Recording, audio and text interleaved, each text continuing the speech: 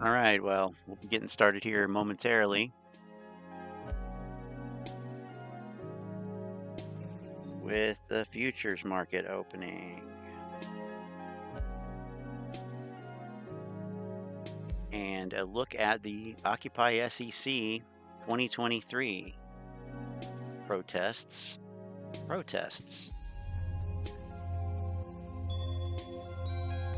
And try to determine, was it a success? Were they successful in getting the SEC to outlaw naked short selling? All indications are that they were successful, but we'll have to see. So, futures open here in about 9 minutes. Let's see if there's something we can throw up in the meantime.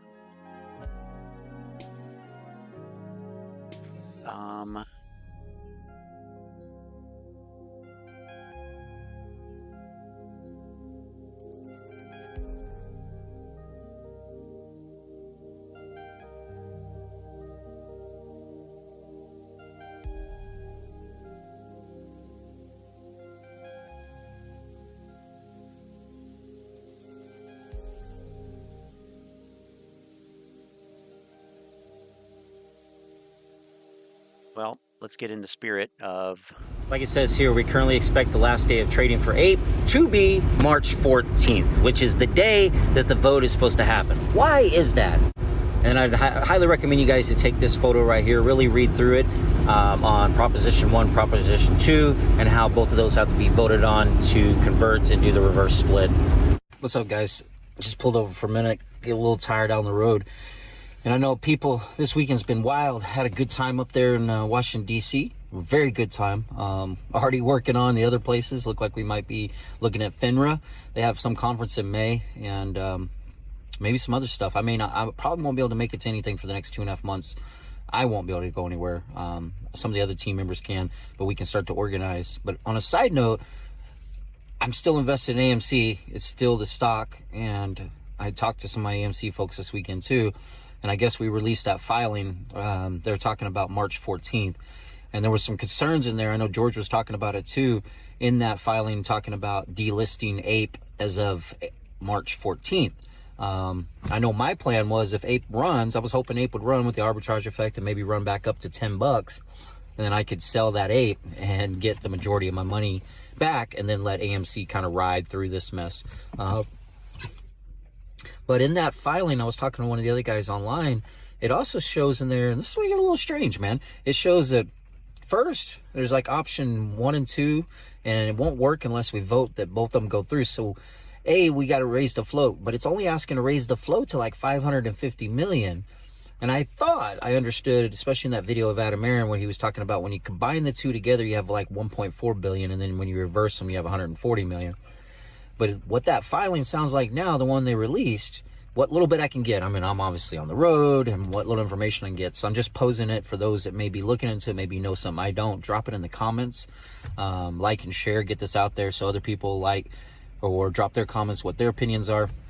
But it looks like they're going to do a reverse split. The way I understand it, they're going to reverse split both stocks first. So if there's 516 million AMC, they're going to reverse split that 10-1, so there will be 50 million AMC. And then on the APE shares, since there's what, 5 plus another 4, almost 900 million of those things were released potentially. So you reverse those, and so there's going to be like what, 90 million.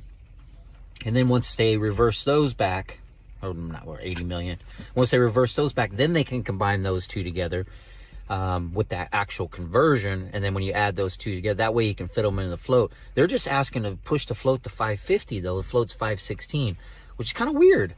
In one hand, it's like, okay, it's not going to be a float of 1.4 billion. It's going to be back to that original float it's at, so not raising that float that much. Is that done so that we don't freak out about the vote, that we don't want it to go to 1.4 billion if you raise the float, to take the AMC in, or take the APE into AMC? So there's a lot of questions in there, man. That new float that's similar to the old float is after the split's adjusted. So no, it's not the same. It is on a split adjusted basis. So hopefully when he gets back to, his headquarters, he can look into that and make that realization. That got me wondering, like what's the plan there? I mean, you guys obviously by now know I'm not a big fan. It does taking 90% of everything I worked for all this time and fought for just does not add up. Plus, I just don't trust Adam. But your equity doesn't change. Reads everywhere. Their plans. I mean, I put a survey out, but you got to ask yourself. It is everywhere. Why He's would right. a CEO want their stock to squeeze?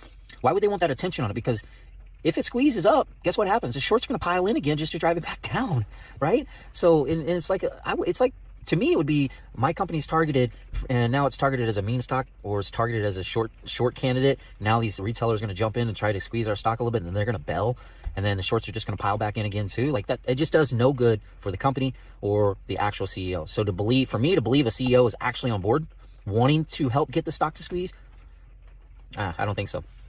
But we are seeing CEOs that want to come forward and expose the naked corruption for what it is, expose these things. And that's the CEOs I want to work with.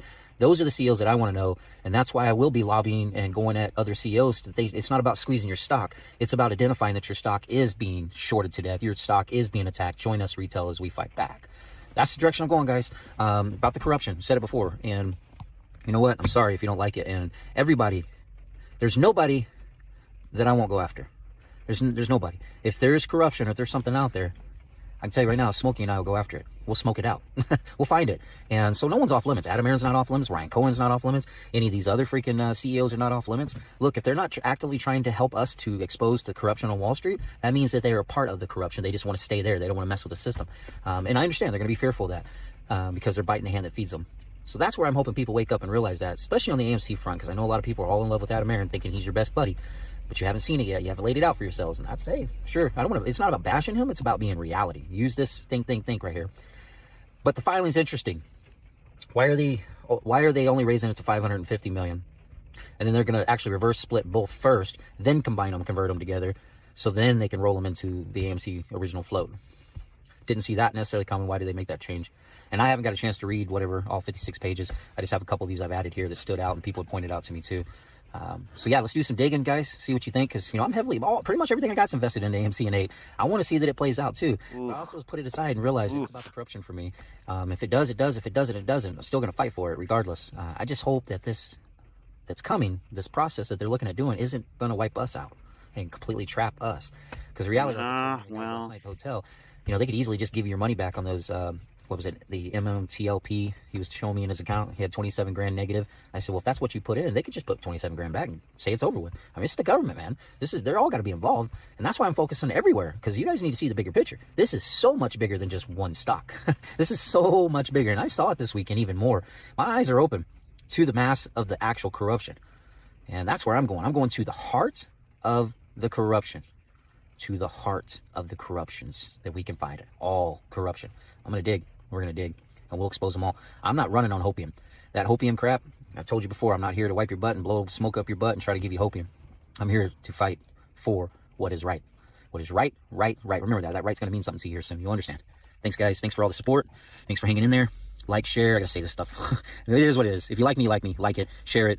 But most importantly, drop your comments. I like the comments. I really do. I like to read them, even if I don't respond to most of them or a lot of them. I still like to read them. I like to hear from you. I like to hear your opinions, because hearing from multiple people's opinions can help learn. It's educate. That's the whole point of the Educational Awareness Rally. I loved it. I got to talk to Will. I got to talk to George. I got to talk to Smokey. I got to talk to all those guys that are out there, different people from the group. I got to hear their stuff. Last night was so cool, sitting on the couch. 1 minute. Three other investors, about their stocks and what was happening. We didn't sit there and try to sell each other on why my stock's going to squeeze and yours isn't, or mine's better than you. We united, man. We realized that the real war is retail against the funds, not a bunch of retail split everywhere. So I hope you guys get that. I hope you can set aside that and tell everybody that's out there playing that game of fighting. This is the unite. We need to unite with everyone. That's got to be up to you to decide to do that. Thank you, guys. We're doing the road again. All right. Okay. All right. We got to unite against the short sellers. So we're just about there. We got about, I don't know, 30 seconds or something. 10 seconds, sorry. 10 seconds till we open up here, and let's see where this goes. And it looks like down, gapping down. on equities, up on energy. So for anyone who's new on one of these futures opening streams, we got 3 columns of charts here. And the first column is the equities. So we have the S&P 500 futures in the top left. Middle is the NASDAQ 100 futures, and the bottom is the Dow 30 futures. The middle column's energy. So we have crude oil at the top, natural gas in the middle, and gasoline at the bottom, RBOB. And the right column is indicators and bonds. So we have the VIX futures here, at the top. In the middle, we have the 10-year Treasury notes. And at the bottom, we have the dollar index, the dollar index. So, um, so we gap down slightly in equities, up in energy. The VIX futures are up slightly, and the bonds, the 10 years, are down, which of course should push yields up, and the dollar is up as well. So the dollar being up and energy being up is a correlation that we are used to seeing. And the dollar being up and equities being down is a correlation we're used to seeing as well. So let's see. Uh, Shadow Stars catching up on the stream right now, watching on 2x. Oh, the earlier stream. Yes, we just went through. It's all the basic stuff, if that's what you meant. Lynn is late, consequence of not wearing a watch since 79. 79? Wow. But I thought the Marine said he was done with AMC videos after yesterday. Why is that so small there?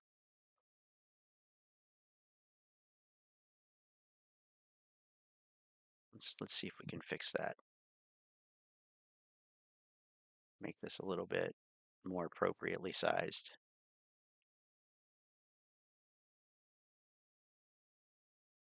There we go.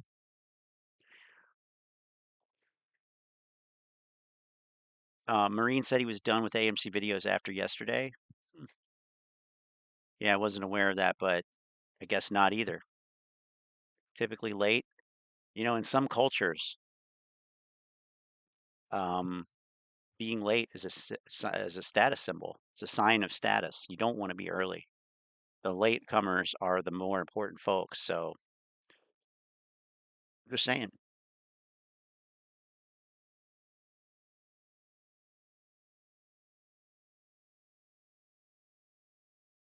And we have so let's pop over to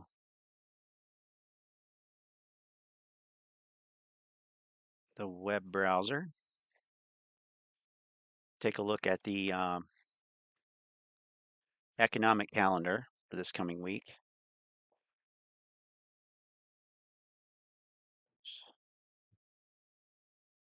As much as I would love to keep up with Algeria's economic calendar. Okay, so Monday we have the Dallas Fed Manufacturing Index. This one has been in the toilet, and it's forecast to be in the toilet, although not as far down in the toilet.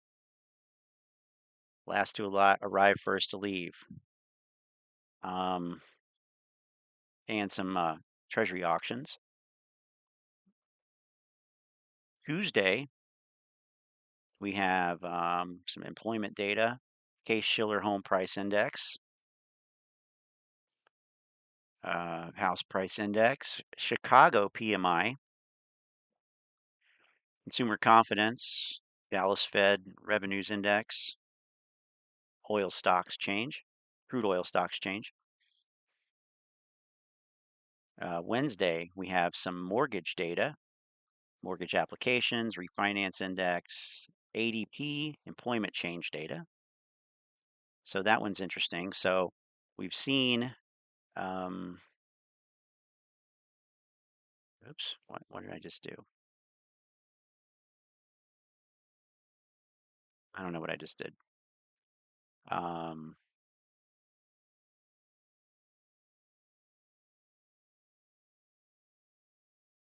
Well, anyway, October, November, December. Okay, right. So we'll be getting the data for January. This is employment change. So in November, it was a change of 127,000. In December, change of 235,000. The consensus coming up is 170,000, and the numbers have been at least last month were above the consensus. Model 3 dude is back in the house. Welcome, sir. The jobs report acts like ADP is the only payroll service. It's not. That is true. That is true.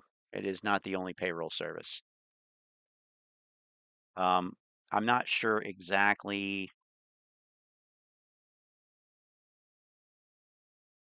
So the narrative here says private businesses in the U.S. created 235,000 jobs in December 2022, higher than the upwardly revised 182,000 in November, and well above market forecasts of 150. Okay. Led by leisure and hospitality, professional and business services, education and health services. On the other hand, job losses were seen for trade, transportation, and utilities, natural resources and mining, financial activities. Oh, so sad. And manufacturing. Manufacturing. Here's what the ADP chief economist said, quote, the labor market is strong but fragmented, with hiring varying sharply by industry and establishment size. Business segments that hired aggressively in the first half of 2022 have slowed hiring and in some cases cut jobs in the last month of the year. Annual pay was up 7.3% year over year in December, below 7.6% in November. So we got that. So low paying service jobs lost, high paying tech and production jobs lost. Low paying service jobs gained, high paying tech and production jobs lost. That's what it seems like. So here's the job losses.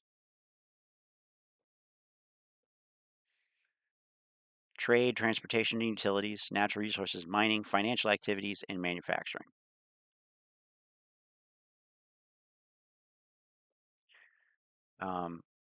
Yeah, leisure and hospitality added the most at 123,000. That could have been, could that have been seasonal? Could that have just been seasonal? We'll see.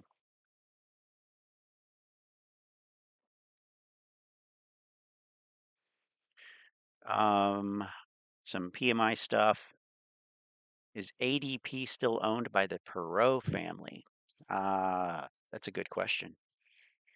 Let's find out.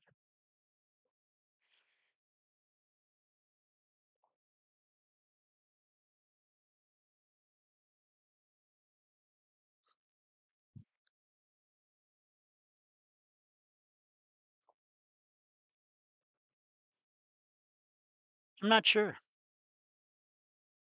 I'm actually not sure. I know uh, electronic data systems was Perot, EDS, but I'm not sure. I'm not sure.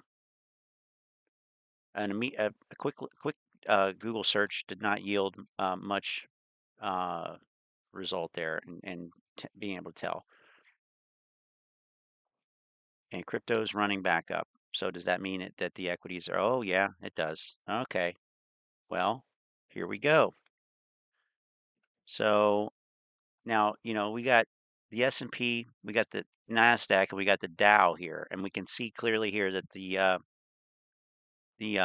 the NASDAQ is the clear, clearly more retarded index at this point.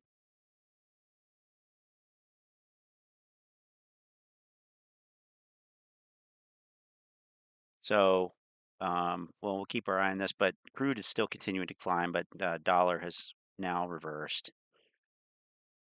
So, um, maybe another week uh, of um, of this quasi bullish, whatever it is. But getting back to the calendar, you got some PMI stuff, job jolts, manufacturing, da, da, da, da, construction spending, orders, job quits, gas stocks, and some other energy related things. Now, Wednesday, and we're already on Wednesday, but Wednesday, the big one is the FOMC, the Fed interest rate decision. Um, and that is Wednesday the 1st. Let's go over to the Fed funds futures on CME, see what they're saying, but I think it's 25 is the consensus.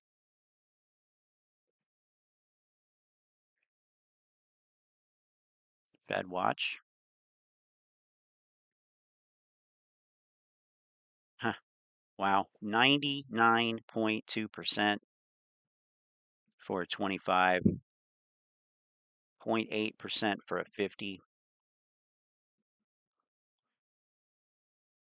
And, you know, my thing is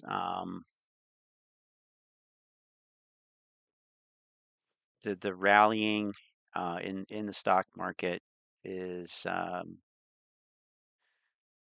is indicative of loosening, and I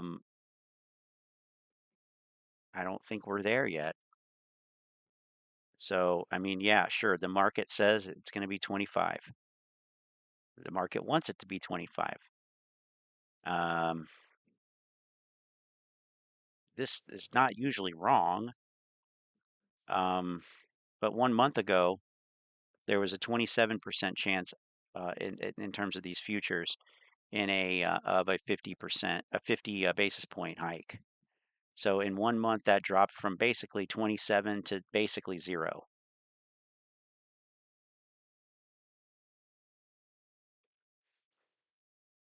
That's the same month where this happened,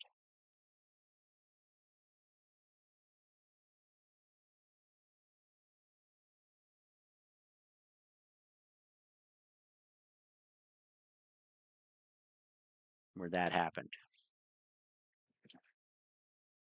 So to me, there's something is askew here. I don't I don't know. Um, There was a quote from I think it was Morgan Stanley. Let me pull it up. I might have even mentioned this last time, but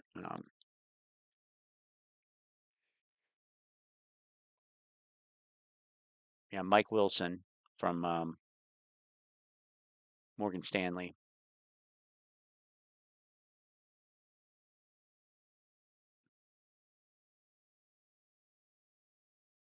Let me just get the actual quote here if I can.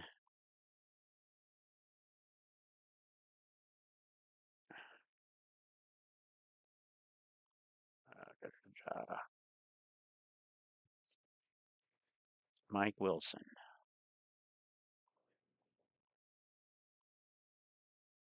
Okay.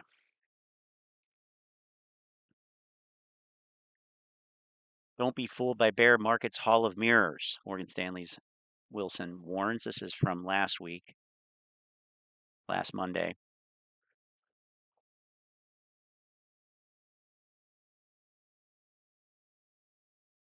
Is the quote.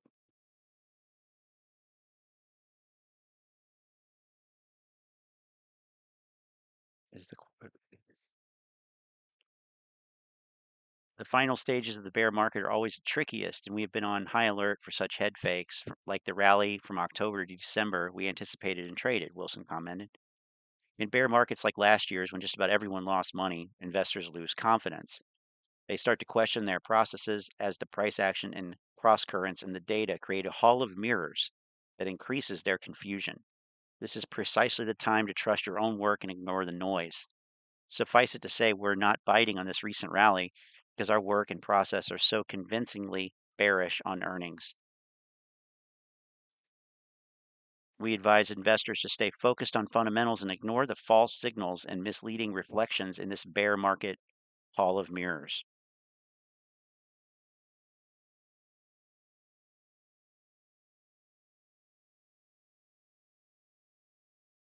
So we'll see. That's Wednesday FOMC vehicle sales.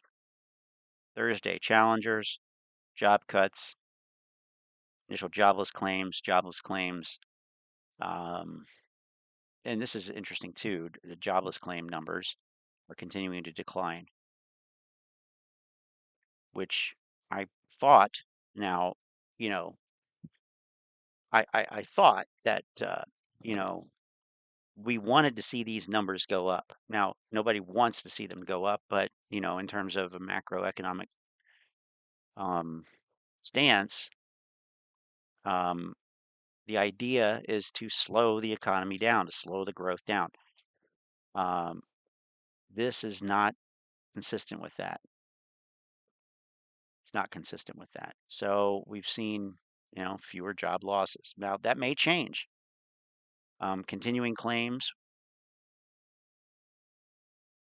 Continuing jobless claims is holding steady, I suppose.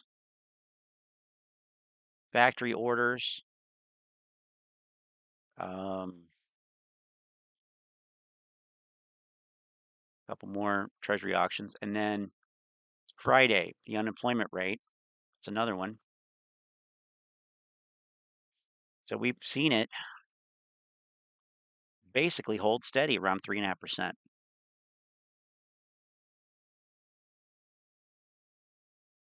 So like we quote unquote want to see the job loss numbers go up. We would quote unquote want to see this number rise as well.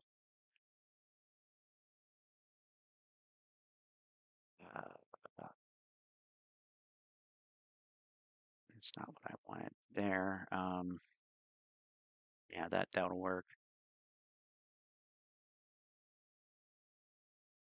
So obviously the COVID event, and then slowly seeing that come down and kind of hold.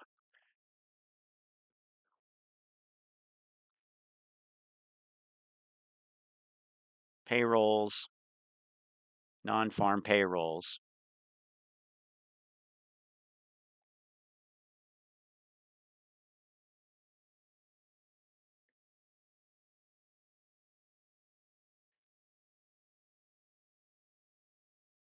And other data like average weekly hours and stuff like that.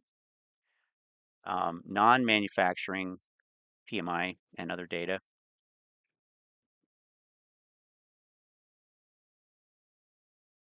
Oil rig count. And that's the week in economic data.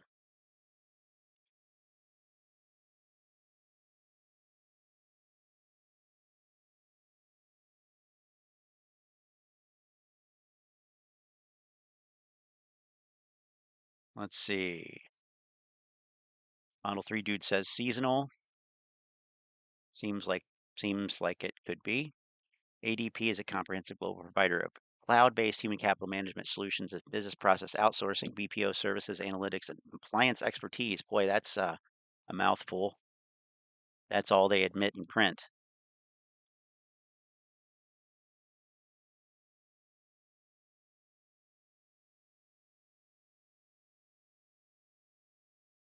And I think we're going to see some volatility this week. I could be wrong, but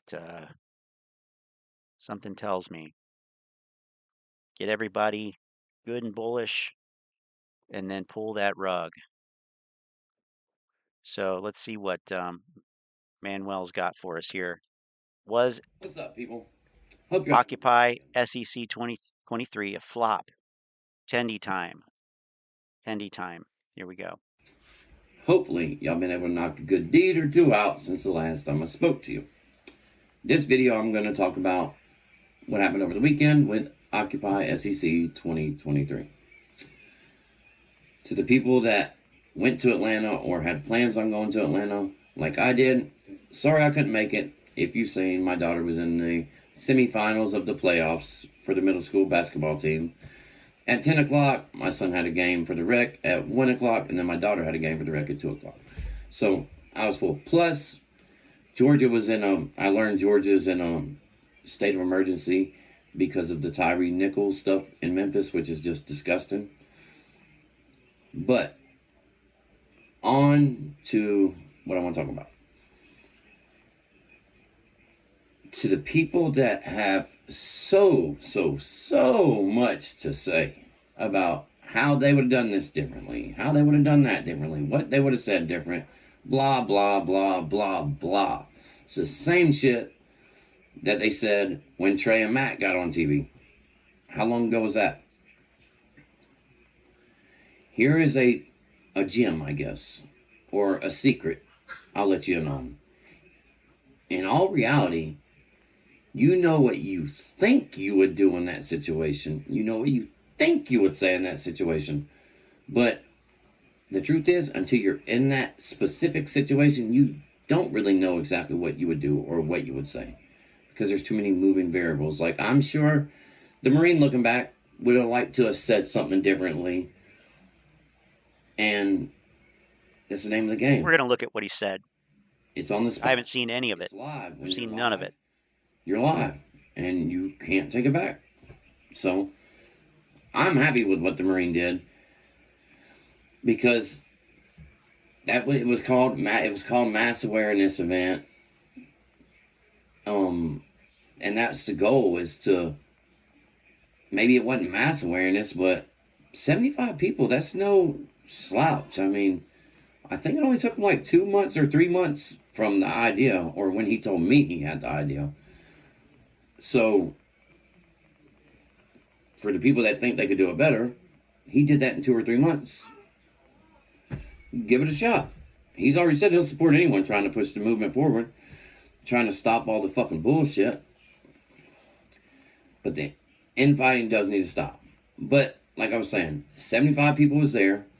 I can guarantee you, people driving down the road, seeing all them 75 people there, and was like, what the fuck? I don't really know what all the signs said.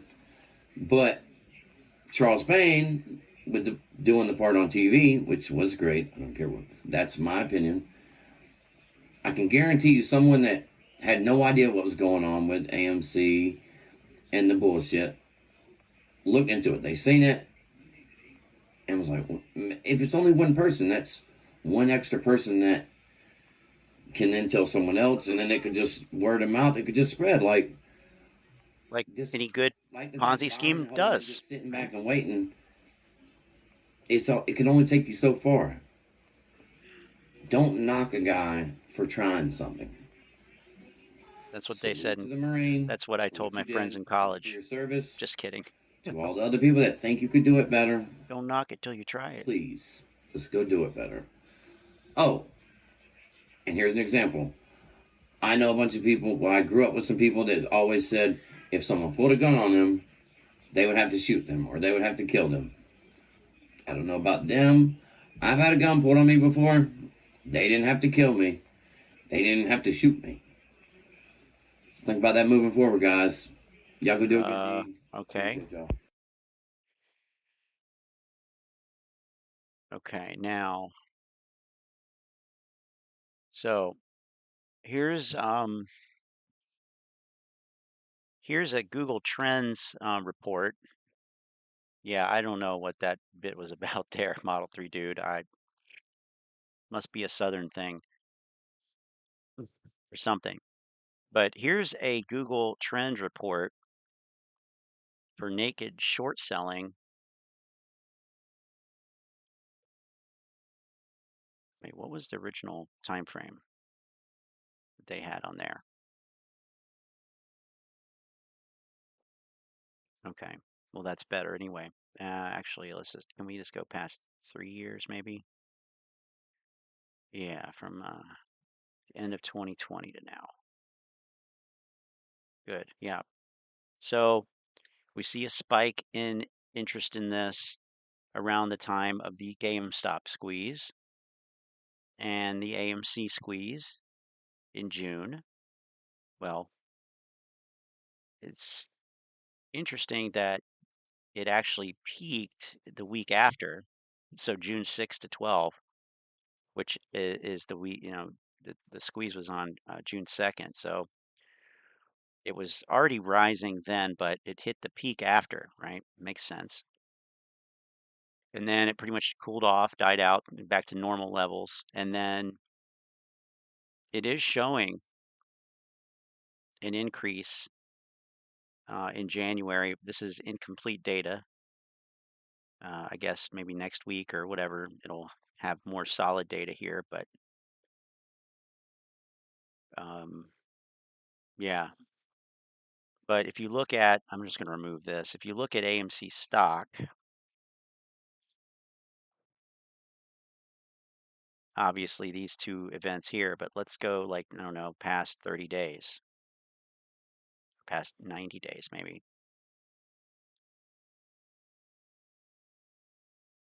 Not really any increase in Google searching activity outside of the norm.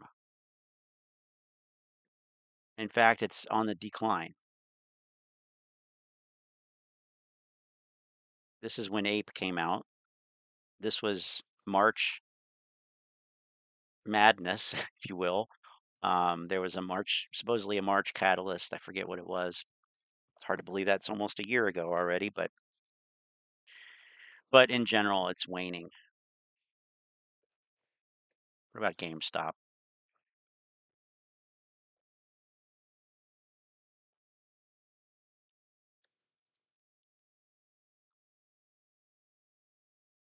Obviously, the GameStop squeeze. It didn't really get much of a kick up during the AMC squeeze. Not sure what this stuff was, but it's on the decline as well.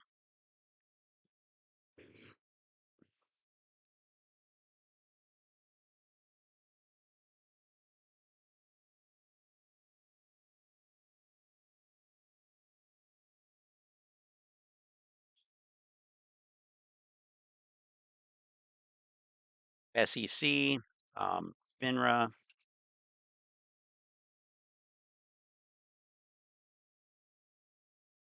Not really outside of the norm.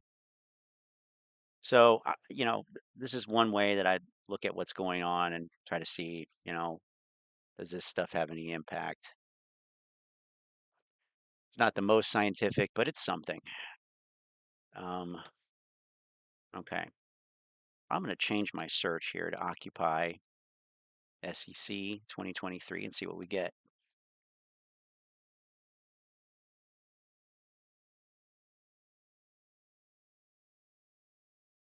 Now I know, oh, there's a wrap. Oh, okay. Now there is a segment. Is it this one here?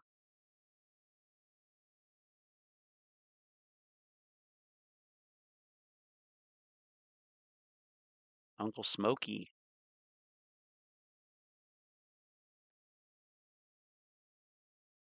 Houston Wade. Wade in on it looks like. So did Bigums. All right. So probably one of these top ones. Let's try this one. Or if anybody has. The retail investor revolution is at the SEC's door right now. I'll be talking to the organizer, the event you're looking at on the screen. Plus, my takeaway on an elected leader that lost $300,000 on a single options trade. It's a luxury most Americans don't have. So how can our elected leaders have the time or gall to do that? All that and so much more on Making Money. God, these guys are so full of crap. Okay, so that was just a bumper. Where's the actual segment? Is this it? Here we go. All right, well, they're as mad as hell, and they are not going to take it anymore. And, of course, I'm talking about retail investors who continue to fight against all the odds, against the billions of dollars of power and influence of hedge funds. Their goal is simply to make the system fair. Occupy SEC 2023 has a bunch of those folks. They've all gathered from all over the country. They're in Washington, D.C. today and tomorrow.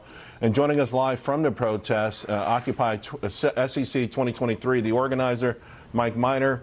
Mike, listen, I know you don't represent all the apes and all the individual investors out there. You're just a Marine who's trying to do the right thing, and I applaud you for it. Tell us what the main issues are.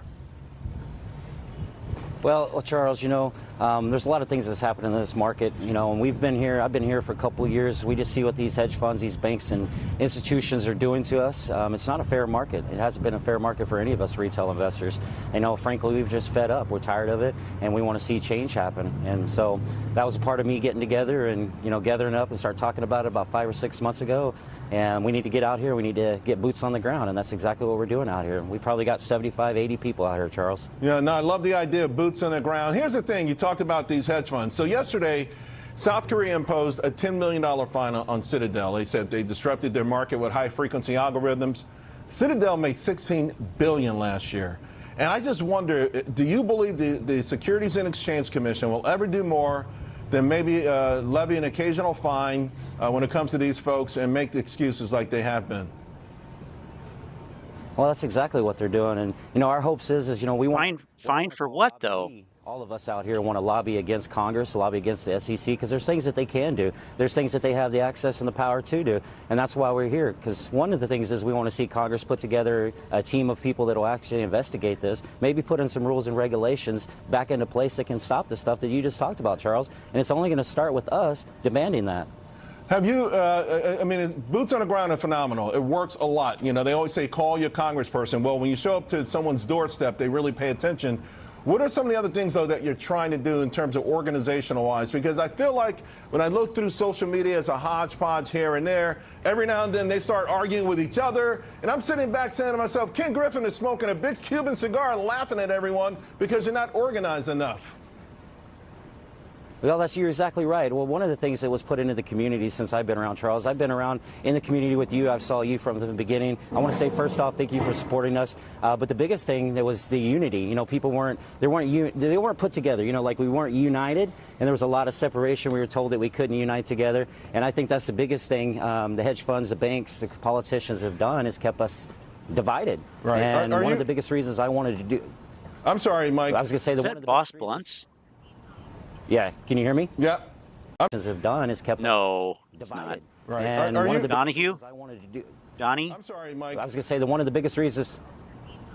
Yeah, can you hear me? Yeah. Okay, one of the biggest reasons I wanted to even do Occupy SEC 2023 was to bring people together from all different communities of different stocks out there and let them know that we can unite. Yeah. That was the whole purpose of this. Well, keep it going. Get a little bit more organized. Stop all the infighting. Write some letters and keep doing this. Still hear your voice. Write some letters. Mike, and good luck with that. Yes, sir. Thank you so much, Charles, and thank you for taking the time out of your... Exactly what I thought, Model 3 dude. Let me bring in now a Real Talk Capital CEO. Everyone go to your window and scream, I'm mad as hell, and I'm not going to take it. Boots on the ground. Right. Jesus. Rob Moon. And Rob, you work with individual investors all the time. Oh, and man. Sure the first thing they tell you is that the system is rigged, and they've seen it firsthand or they've heard about it. What do you tell folks like those at this rally? They're in the market. They may not own a whole lot of stocks, in part because they don't trust the system.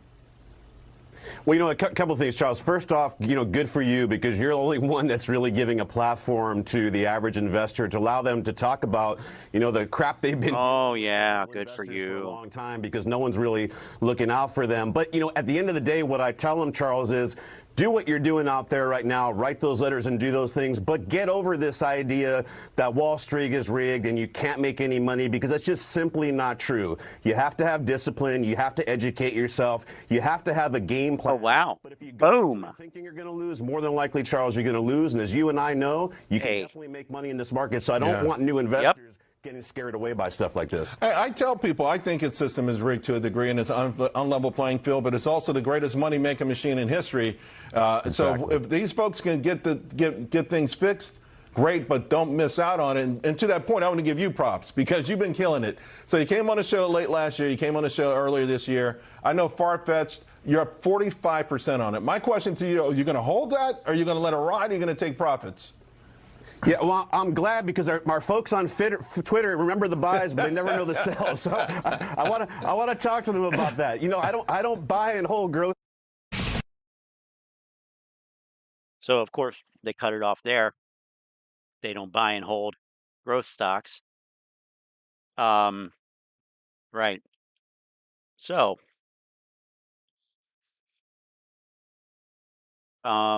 basically what I thought it was going to be, um, Charles Payne didn't say too much. But here at the end, this guy, by the All the way, time. I want a background like that with my name on it. That's cool. That is just super cool. Charles has airtime that he needs to fill, right? Tony, you made it back. Apes have never been organized, only on stupidity.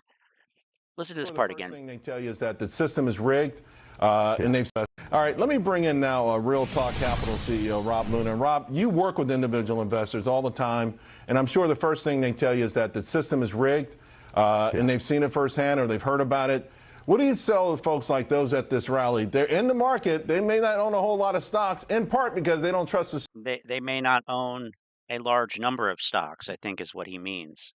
They own a lot of stock, not a lot of different stocks. system. Well, you know, a couple of things, Charles. First off, you know, good for you because you're the only one that's really giving a platform to the average investor to allow them to talk about, you know, the crap they've been dealing with as little investors for a long time because no one's really looking out for them. But, you know, at the end of the day, what I tell them, Charles, is do what you're doing out there right now, write those letters and do those things, but get over this idea that Wall Street is rigged and you can't make any money because that's just simply not true. Get over this idea that Wall Street is rigged and that you can't make any money because it's simply not true. You have to have discipline. You have to have have discipline. to educate yourself. You have to educate yourself. You have to have a game plan. But if you go into You have to have a game plan. it thinking you're going to lose, more than likely, Charles, you're going to lose. And as you and I know, you can definitely make money in this market. So I don't want new investors getting scared away by stuff like this.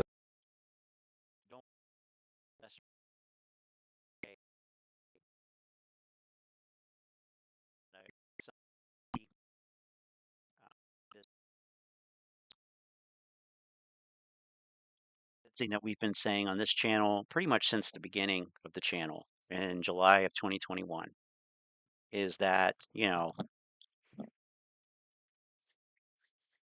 it doesn't really matter if the market is manipulated, if it's rigged, whatever. First of all, you really can't prove it. Second of all, even if you can, what are you going to do about it? So both of those things have little to no bearing on the fact that you can make money. Maybe not on one stock over another stock. In other words, like if why would you be dead set on trading AMC if you've continued to lose money on it? Um, Sometimes stocks are just not good stocks.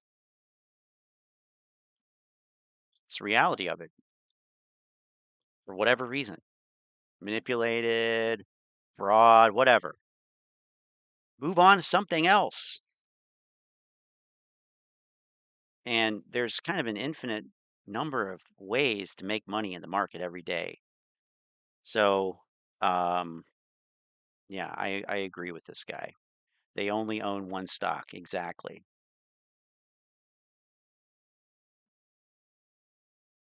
Now you're just bragging, Model 3 dude. But good for you. Good for you. I had a feeling. I had a feeling that you were going to be cashing in on this, so that's great. Um, yeah, so there we go. That's that. That was the segment. That was the Fox News segment. So then we've got some, what is this? Is Charles Payne actually there? What is this? Oh, wait, it has to be upright. Shit, I forgot. Smokey's in the crowd. You got.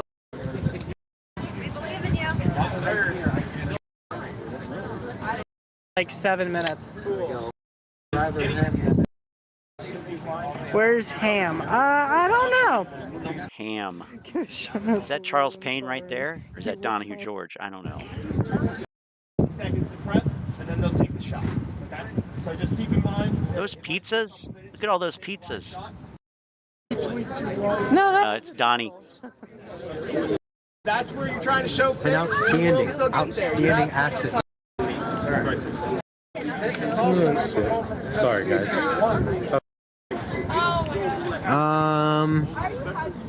I'm looking. Probably about time to check in on the futures, actually. So let's do that.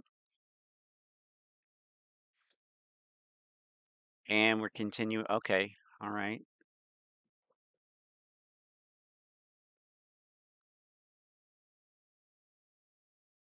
So we see natural gas. I guess natural gas gap down, and crude oil gap up. So, and gasoline is higher.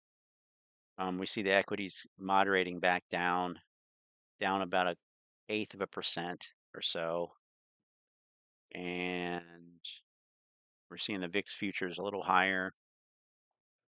Bonds are about flat, and the dollar is what? About flat right now. So it looks like the initial kind of excitement here has occurred. So we'll check back in. Check back in with these occupiers. I don't know how to monitor them at all. You don't know how to monitor them? No. All right, do you have a regulars? I wonder, did they like engage with people as they were walking by? Look at all those pizzas. Holy crap. I remember seeing it. FINRA stole our Christmas on 12/8/22.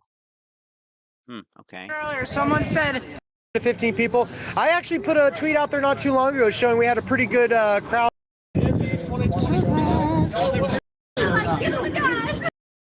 I'm sorry, say again? It looks like they're like, where? I don't know. a walking battery. Making me hungry. Tell investor stories. Yeah.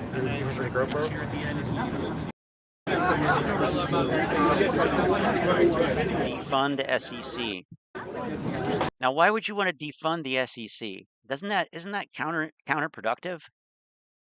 If you defund the SEC, how are they able to investigate all the crime? I'm not sure about that. I don't know if that makes sense. True Crime was ordering Domino's. Hey, Domino's has gotten better over the last few years. It's not a bad option when you're trying to eat on the cheap. And sometimes, well, at work, they're like the only pizza place that deliver to my work. So, and normally I bring my lunch to work, but there's been a couple times, a couple Fridays where I'm like, I don't feel like eating the same thing that I've already, brought. Is that a rally or the opening of a Planet Fitness? Oh boy. Was the ape lawyer Wes Christian there at the SEC protest with support with proof of the naked shorts? I don't think so. I don't think so. I don't think he was.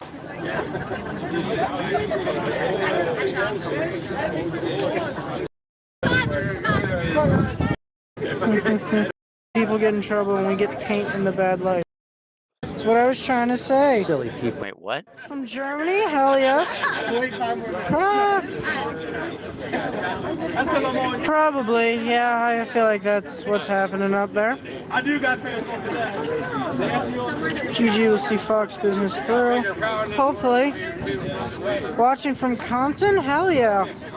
Where are the shorts waving around on flagpoles? Missed opportunity. Well, I think they're doing something tonight, so the opportunity. Salute your shorts. Yes, yeah. 90s kids get that one. They know we're out there.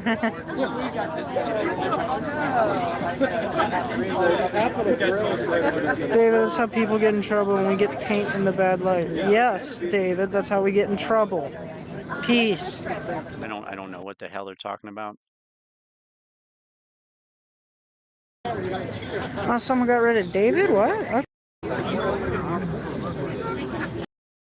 Thank you, Smokey. So this is, they're getting ready for the interview there.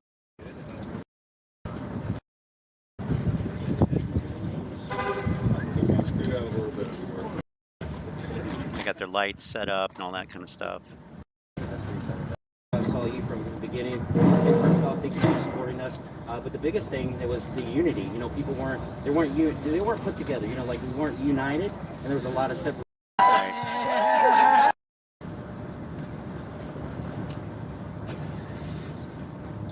Too bad they weren't able to hear. Thank you so much, Charles. And They weren't able to hear the guy that came on later and said, "Well, yeah, you know what? I don't want this crap to scare new investors away." Thank you. Are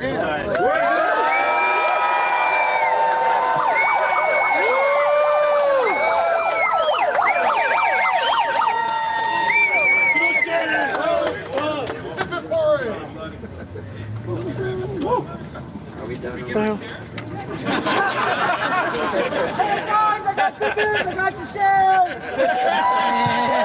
Free beer tomorrow? Is that what they said? What?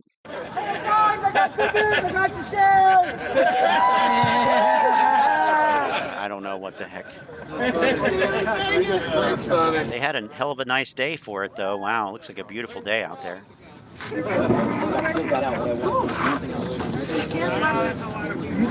What else? we did it, guys. We did it. Victory.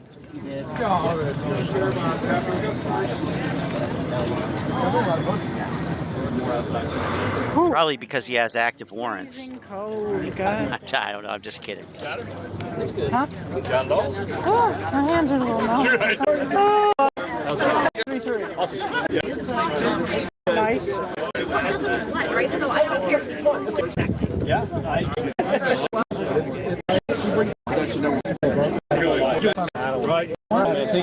What in the world are they doing? Yeah, he's got 3 moderators just killing the comments left and right. I had to show him how to put them on. No bongo players. Nope. Said, but I hope that it just it was great. Man of the hour, how you feeling? Yeah, hey, you're live. Hey, what's going on, guys? Hope you enjoyed that. If any of you got to listen into the Hearts of Pain, it just rolled out. I don't even know what happened. In fact, I already forgot what Pain said, but I hope that it went well, and I hope that you're satisfied, and I met all your needs, because I'm sure I probably didn't, but I said what I could in the limited amount of time that he gave me. But we made national TV. You made national TV, folks.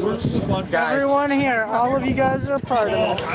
Hey, just to let everybody know, be ready for the We next want to step. see it later. Be ready for the next step. Be ready for the next step. All right, guys, we're gonna end this live stream today. That was completely a joke. Maybe we'll do a video tonight together. I don't know. We'll find out. But for today, we're gonna end this live stream. Who's this guy? I hope you guys had a Is that Uncle Smokey? hanging out with us. I mean, Look, he's got a marijuana zipper pull there. Wow. Cool. All right. They tried to shut my live down. Really? We've been made a fool out of by our own government, by our own markets, and by an economy that's supposed to be the safest and strongest in the world. It's time. It's time to take it back. Oh boy. I don't like this talk like take back. I don't like the take back talk. That leaves a bad taste in my mouth, personally. But it was a peaceful protest, and they didn't trash the place. The Marine did a good job, and yeah, and you know what? I agree with that. I agree with that, and I think that his heart is probably in the right place. I think he probably has good intentions, and for that, it he deserves to be commended. Um, Unfortunately, I feel like this probably will have no effect on anything. This is one of those things where, and you see this a lot with, middle class people. They engage in these protests and whatnot, so that they can feel better about whatever it is. Um, so they can feel like they did something, which is really kind of a selfish reason to do it, even though it appears to be for a cause. They did it on their terms, on their, at their convenience. Like Lynn is saying, on a weekend. Were they there on a weekend? Yes, Friday and Saturday. They were there on the weekend. So it's you know, there's a term for this. What is it? Slacktivism, I think. So whatever. Hey, they feel good. They feel better that like they did something. Maybe that's the point. Maybe that's the point. But is this going to change anything? Well, like it's the title of this stream says, I mean, I think they were successful. I mean, naked short selling is illegal. So they they achieved their goal. Well, it was already illegal, but don't tell them that.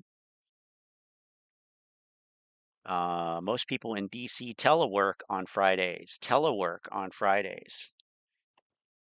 So they weren't there. Okay.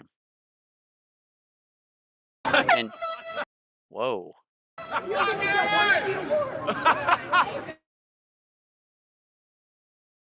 Who does? Stonewall. It's a little bit further. What's up, Stonewall? I wonder who they are.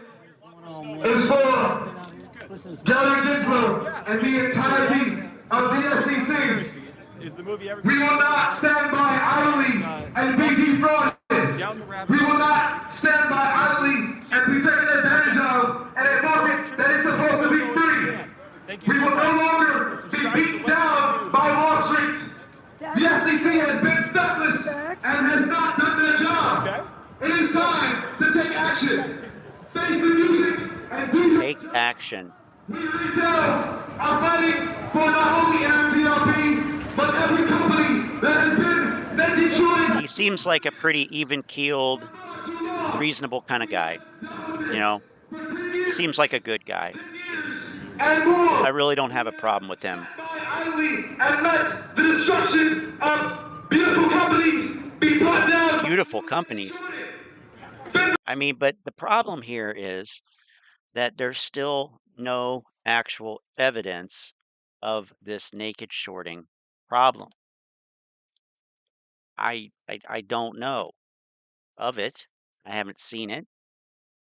The only thing that can be pointed to is FTDs, but FTDs are not synonymous with naked shorts. Naked shorts. So the argument seems to be based on the fact that, okay, for example, AMC, which by the way, if you were around earlier, we got this, but now Ants Trades is saying the wedge will be broken on this coming Monday, tomorrow. So last week it was Monday, didn't happen. It observed the wedge perfectly, but now it's this Monday, this coming tomorrow. Also, he said AMC will squeeze on Monday. Well, or at least in the next 2 weeks. So we'll update on that. We'll update on that one. But okay, so let me get this off here.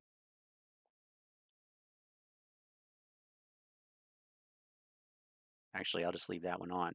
So, you got this happening in your stock, whatever stock, meme stock you have. And oh, it must be naked shorting. It must be naked shorting because nobody's selling. And oh, by the way, look at the OBV. Just look at the OBV. Nobody's selling. If only it meant that. If only it indicated that, that would be nice, but it doesn't.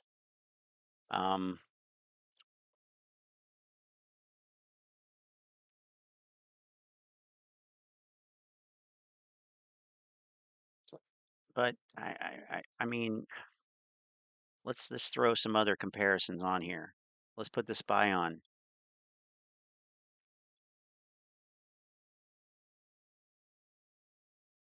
SPY's down. NASDAQ is down more than the SPY.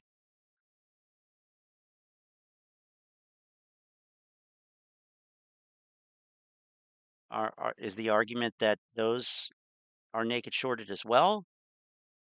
I don't think so. So it's like the only reason that any stock would go up is because of a squeeze. The only reason any stock would go down is because of naked shorting, and that's just absurd. There's buying and selling occurring every day. So also, Ants Trades, he said that Elon Musk could come in and buy $1 billion worth of shares tomorrow on AMC, and the price would trade sideways. Okay.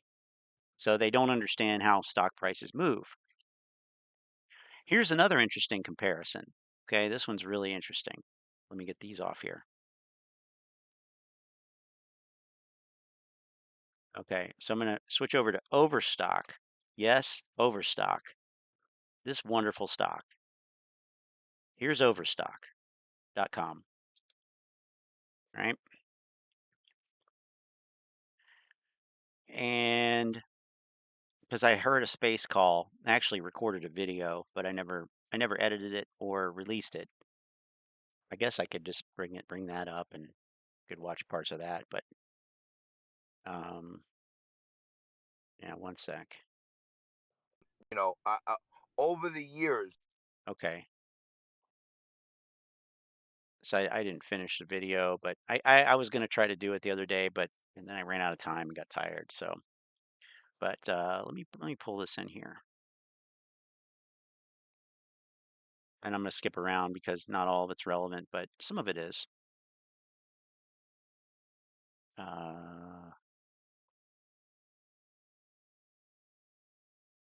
do it on this one.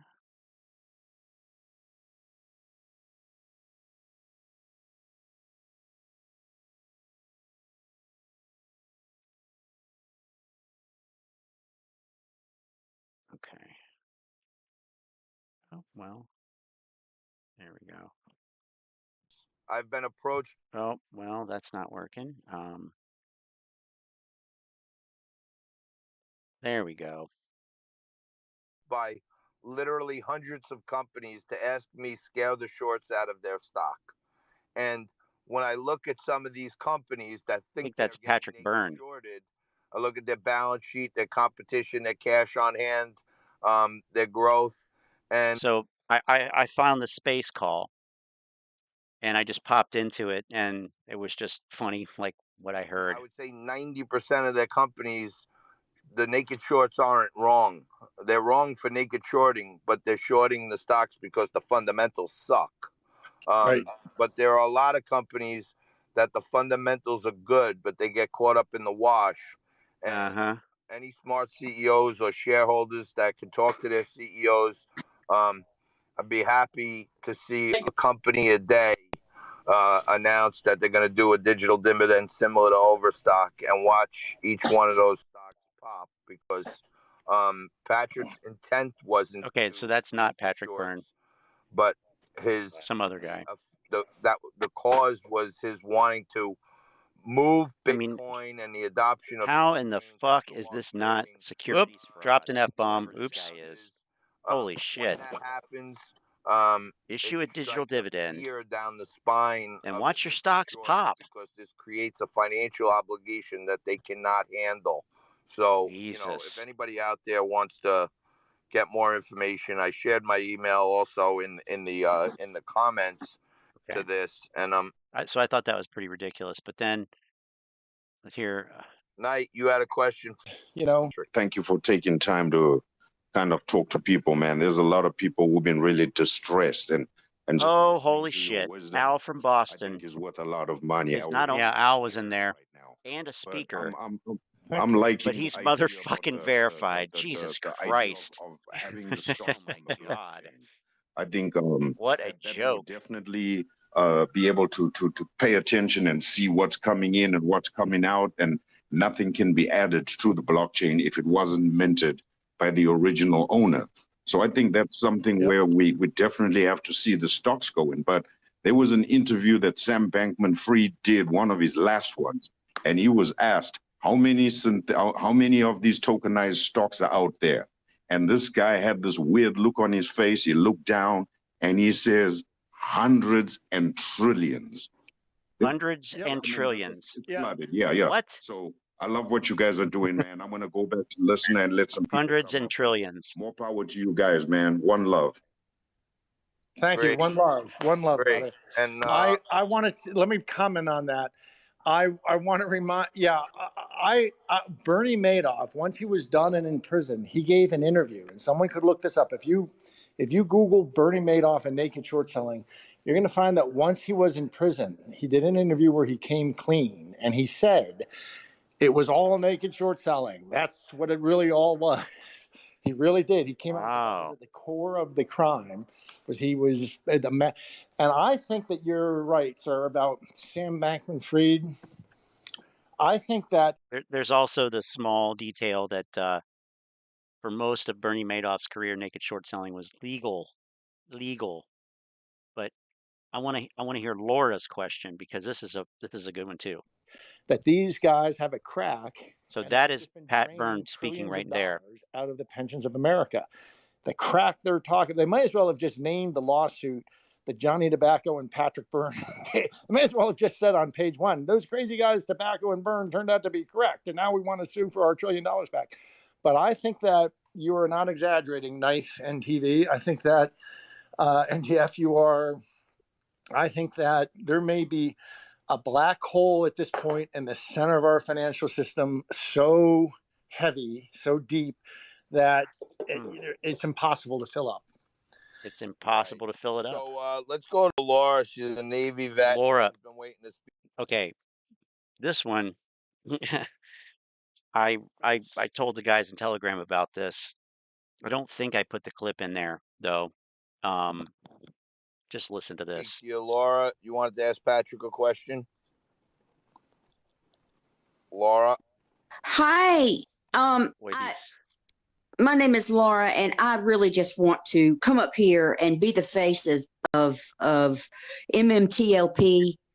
We have them caught. This is where they started our ticker. With fraudulent. Remember, yeah. And I'm sure. Okay. Signatures. This is a Series A. They forged signatures. I'm sorry, Laura. They forged signatures. Oh my God, give me a break. Okay. They forged signatures. That's where I was just like, okay, nope, I can't listen to that. So then I talk about the thing that happened last week with the stock exchange. But so there's some stuff there.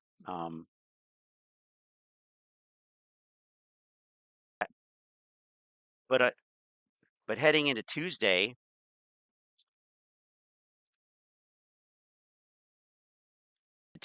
an NYSE employee faced on potential losses.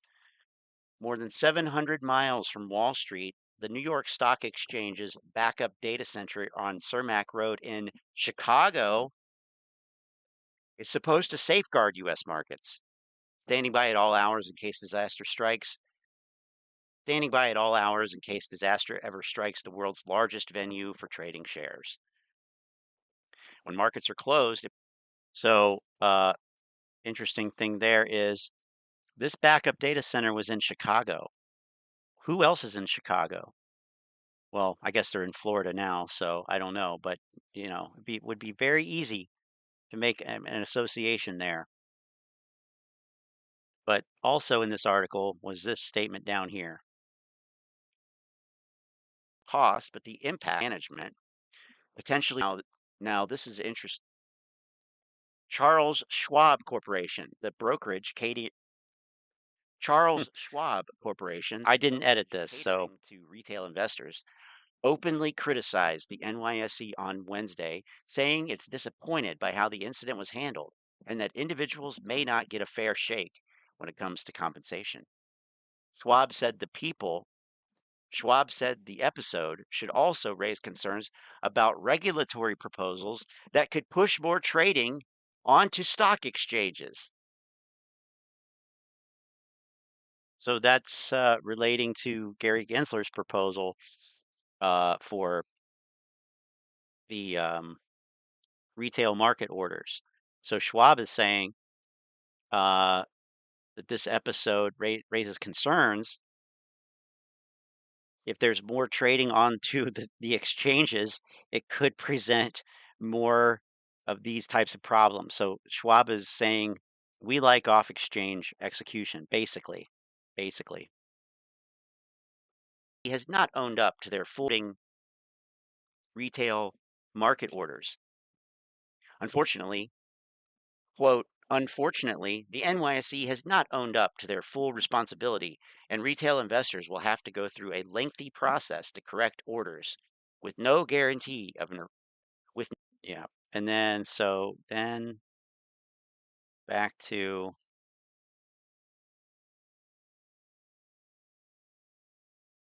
as okay. Whoop, there this is what I wanted to show. In addressing that back to this space call for a little bit.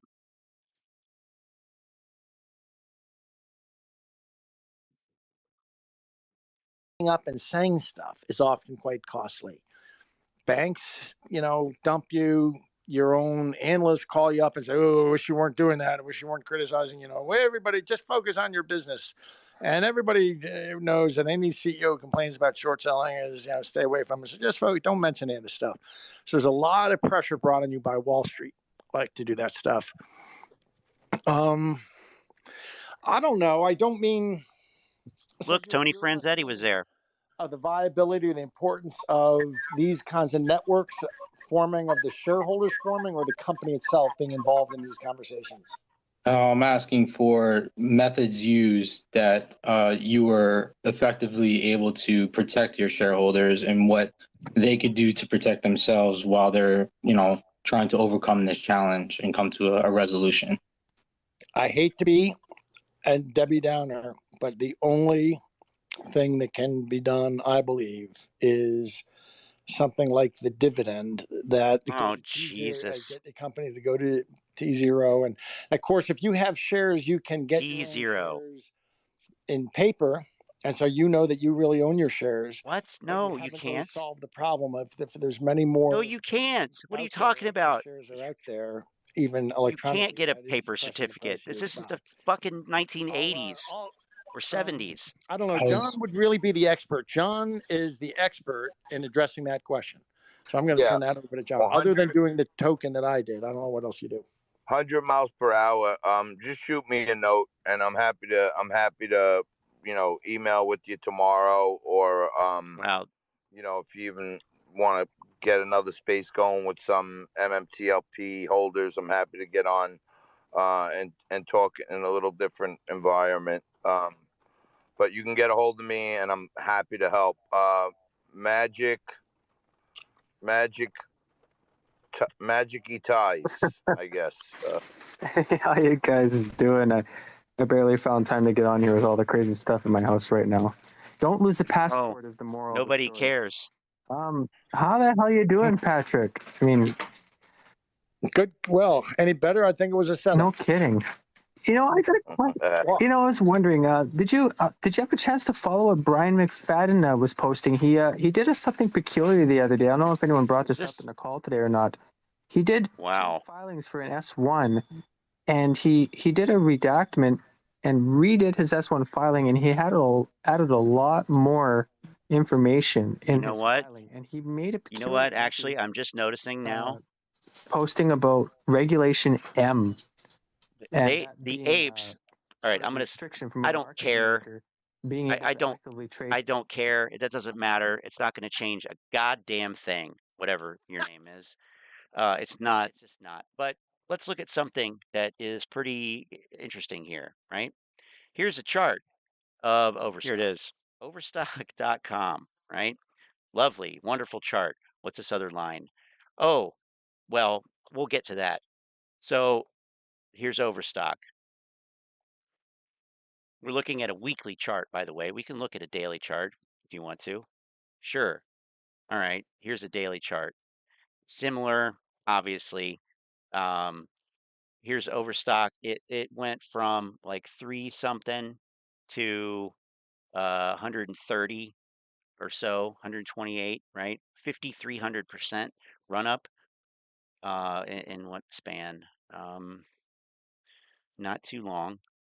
110 bars. 5 months, 6 months. Line here, 5 months. So 5 months. What about this line here?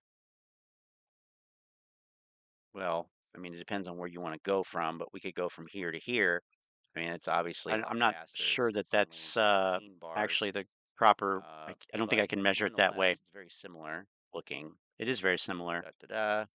And it even has some of these similar things here that actually line up with it. But other than that, you have this node here. It's pretty close. And you have a couple other nodes here, node here, some other nodes. Look at this. It's so interesting. It's so similar. Well, the orange line's AMC. So we have Overstock having a squeeze, and nobody thinks that Overstock is going to have another squeeze. Do they? Do they really think that? I don't know. I don't think Patrick Byrne is going around saying that, and I don't think he would probably think it was true if somebody did say it to him. But here you have AMC. Don't believe me? There it is, AMC in the orange line.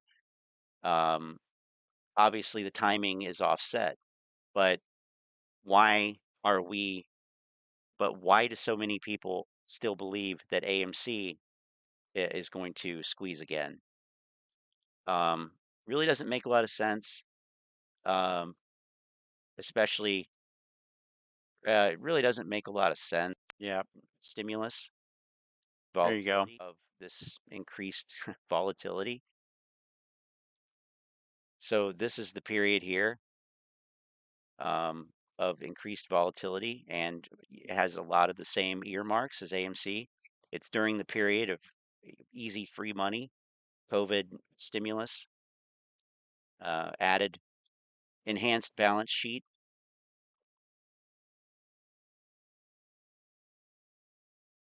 So really the impulsive nature of these moves.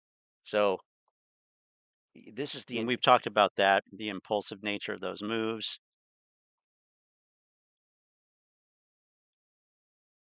And looking at the volume profile, most moves. But I think if we put on a volume profile, visible range volume profile, we might be able to see that the actual point of control or the price level at which most shares have been traded is $15. $15, which is below where Overstock.com stock is priced currently. So, I mean, think about that. It's going to come down more. I mean, think about that.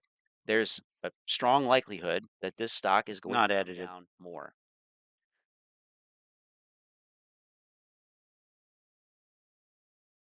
And if we go to AMC, yeah, and we've looked at that on AMC. So I think that was about it. But I thought that was an interesting comparison between AMC and Overstock to see that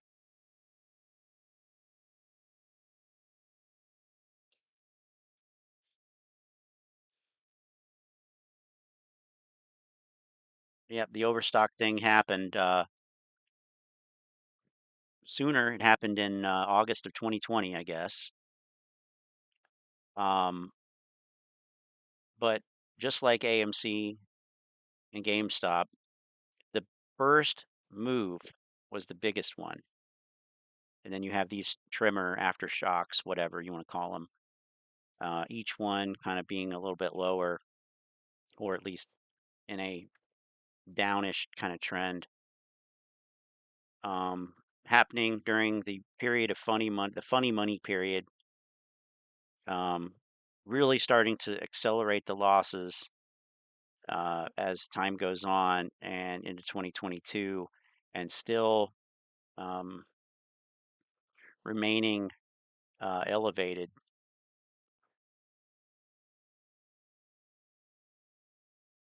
It's just, it is what it is. And then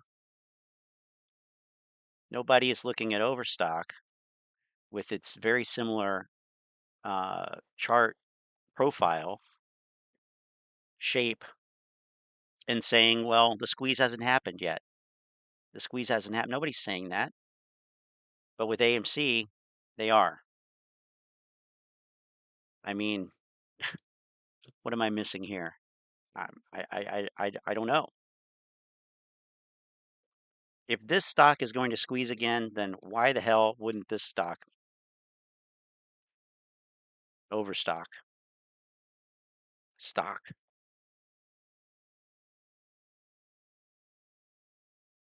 I don't know. Maybe it will. Maybe they both will. Maybe they all will. Everything will squeeze. Everything's going to squeeze. All right, let's go back over to the futures. Speaking of squeeze.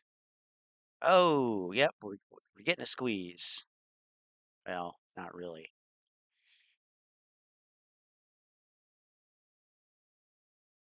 For Dow.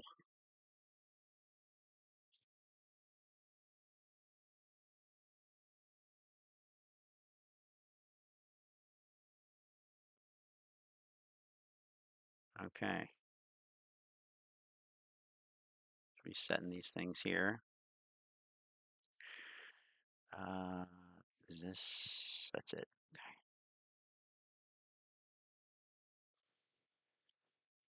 I do want to look at some option information here. So on Friday, it was a put call ratio to of 1.1 on SPY, 5.1 million puts to 4.4 million calls. Over on the NASDAQ, Qs, 1.8 million puts to 1.6 million calls. Very similar put call ratio. IWM, 345K to 251K, a little bit higher put call ratio. And the Dow, we'll just do it on EIA. Of course, this is a lower liquidity one, but still more puts than calls. What about on the futures? On the S&P, you had a put call ratio of 2.1, 483,000 puts to 230,000 calls. On the NASDAQ, NQ, right around 1.07, so about even on the puts and calls. And on the Dow, 7 put contracts and 0 call contracts, so not a very heavily traded future on options. Okay,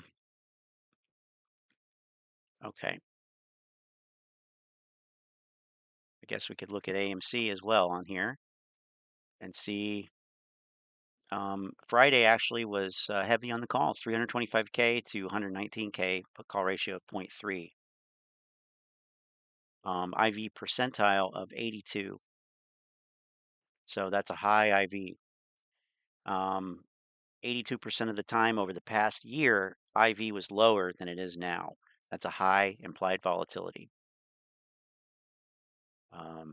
And if we go into the option chain coming up this week, and I did this a little bit earlier over on Fidelity, but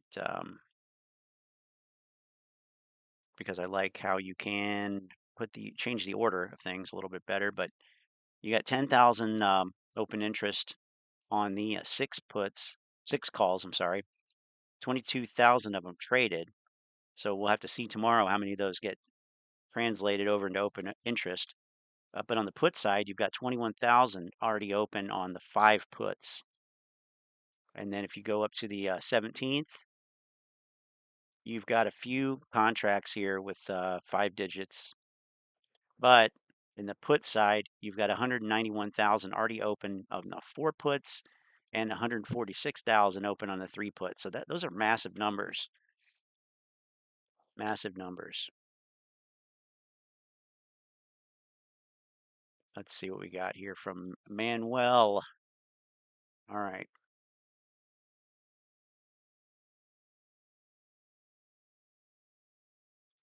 All right, here we go.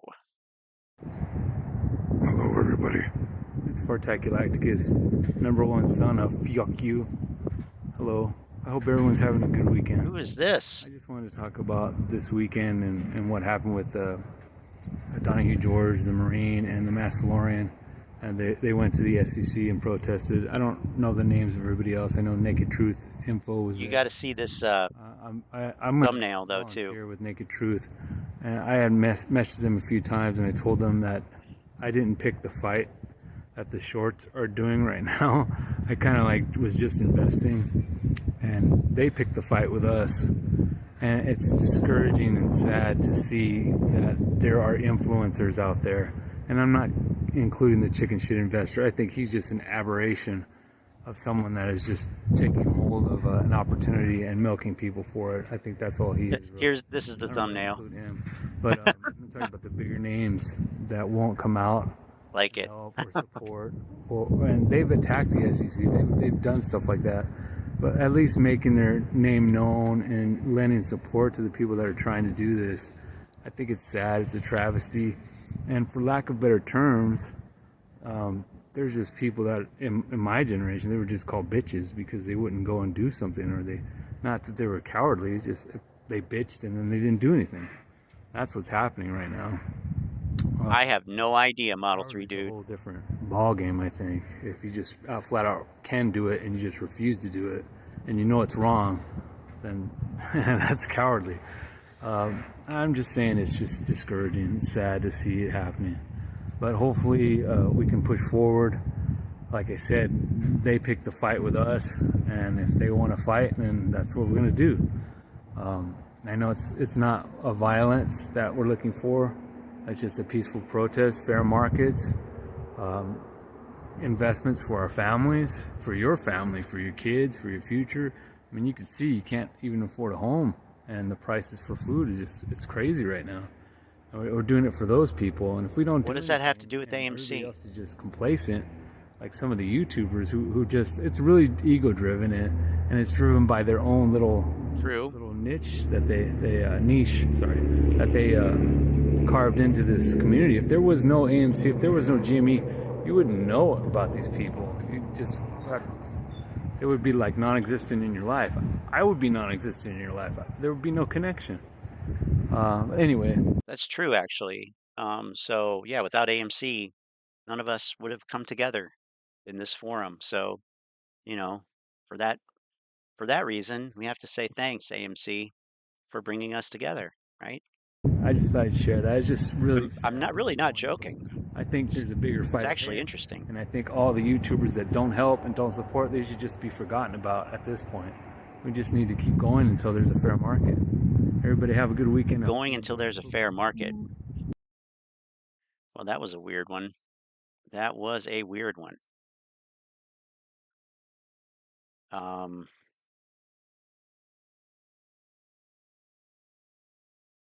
But, we do weird. Trading halt ended on MMTLP. Huh? I guess we should listen to the Occupy SEC rap. Are you guys ready for this? Incoming call. Money. Decline accept. Wow. One question. Can I ask? What's the love? What's the love? Is this Phil for real? Nope. What's it at? It's 8 Nation. 8 Radio. X-Files. We about to do a damn thing. Okay, you got to work on your mixing skills there. You can't hear your voice over the music. Where's the love? Trying to feed my family.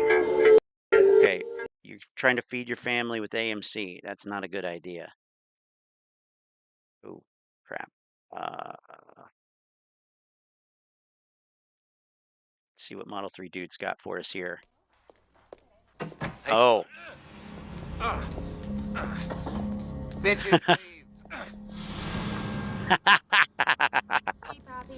Bye. That's good. That's a good. Wow. That's awesome. That's awesome that you remembered that. Wow. I'm impressed. Man, I'm impressed. I didn't remember that. That seems to be all the Occupy videos that are worth looking at. It seems like, not saying that they even were worth looking at, but you know what I mean. Um, so let's see what we got here. AMC is next. Trading with Emotion says AMC is next. Welcome back to Trading with Emotions. All right, we're going to look at AMC Lucid. Wait a minute. Ignorance is not an emotion. Is it? I don't know. News to me. Hi, today. We're going to start with Lucid because Lucid hit 90, I believe it was like 90 something percent on Friday. I basically had a mini squeeze, and I want to talk about why this is relevant. A mini squeeze? Confirmed sector rotation is actually happening. So at Lucid, we crossed multiple levels of resistance on Friday. We crossed almost 4 levels of resistance and then quickly got shut down on this rally. Got shut down an hour before the trading day ended. But, you know, there's this. Maybe people took profits. I mean, people do that. Smart people do that. People do that. They take profits. What was the VWAP like on this? I wonder.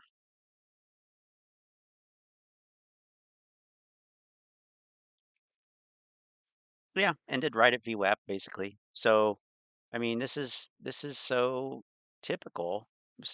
It reverted to the mean. You didn't get shut down. I mean, there were a lot of trading halts, but I mean, of course. This massive wick now on the chart, and it's likely that following this next couple of days on Lucid, we are going to get a little bit more pressure to the upside. I don't think this. Oh, you think so? Welcome back. Crap. Rally is quite over yet. This doesn't. Sorry. Ended.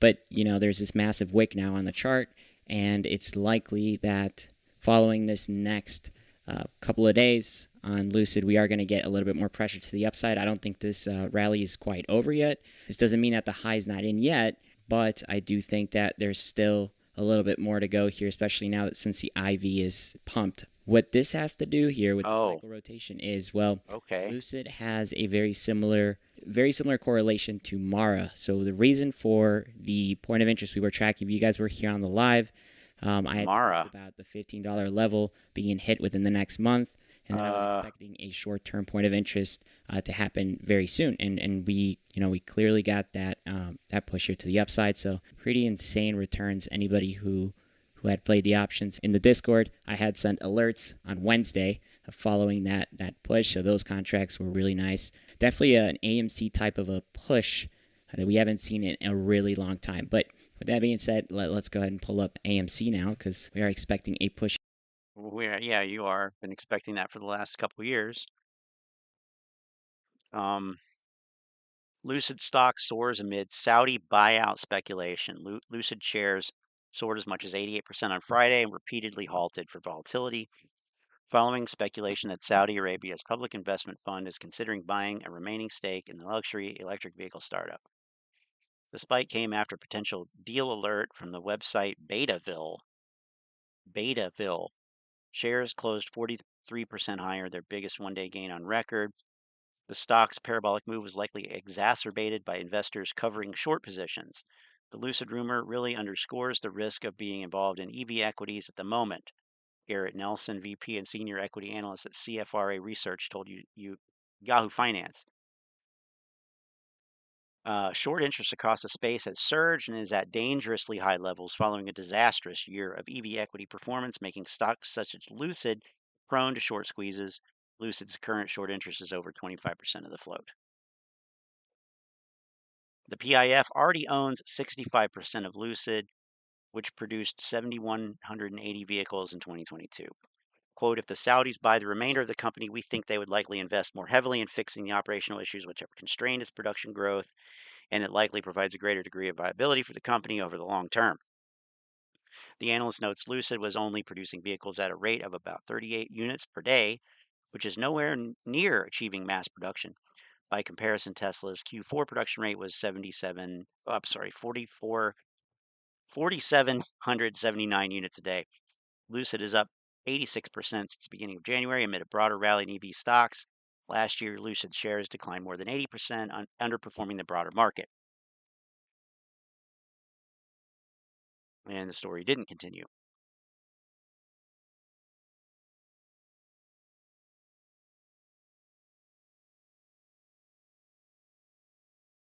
If someone wants to buy Lucid over Tesla or Polestar, they are not Lucid. No sane individual would buy that car for 160 grand. Lucid is like Tesla 10 years ago when Model S was their main vehicle in mass production. Model 3 dude's going to have something to say on this. They have a few years to improve their production line, and then they need to produce a cheaper model if they want to stay in the game. Next wave of demand is going to be for affordable EVs. Lucid futures dropping now. Sad for those who bought it based on speculation. I'm sure whether they're getting futures, maybe on tokenized or something. If the Saudis get involved, it will turn out like LIV Golf. Nobody watches their tournaments. Trading was halted at least twice. It will be bought. Saudis need an entry into EV space. Same dogs and same tricks. Company is worthless and will be out of business in 2 years. It's almost out of business already. Just reading some comments. Really, this is the only way for Lucid to stay alive, and the Saudis want to have their foot in the EV waters.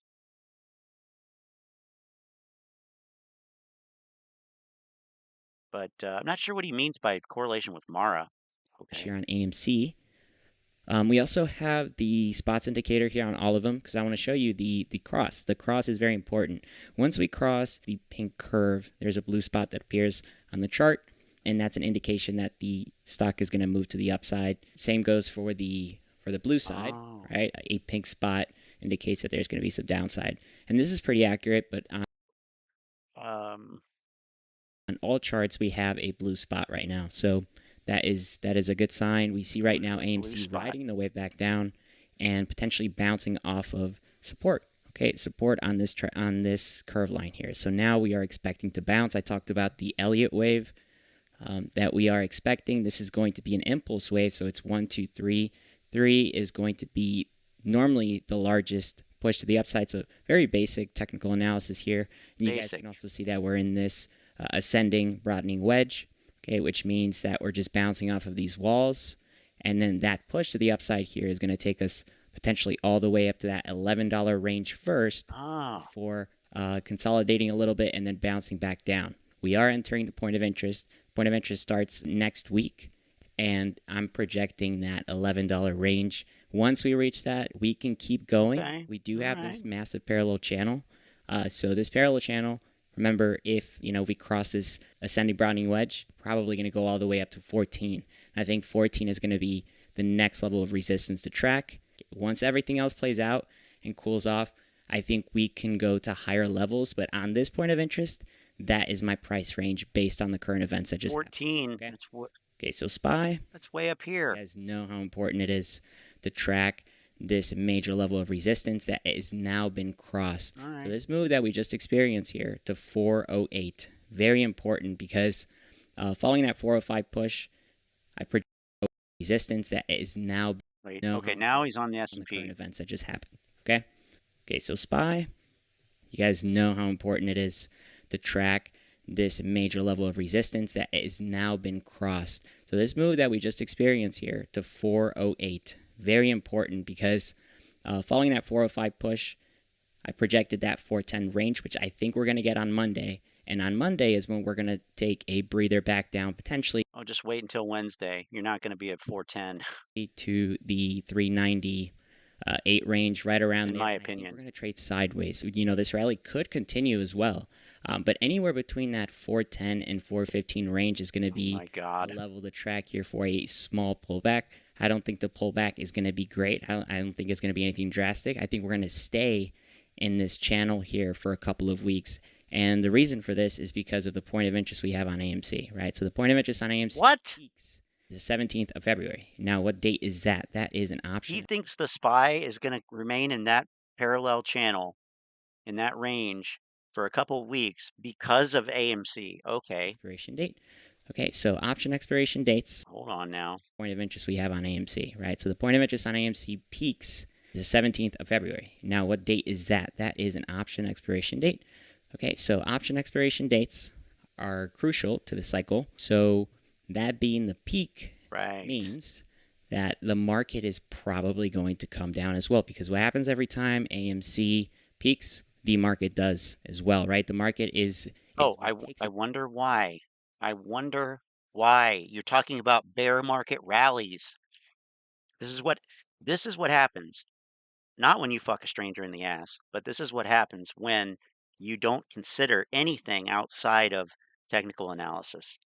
Like, he really has no clue here. This is down with it. Bad. That's why we see all these meme stocks go last.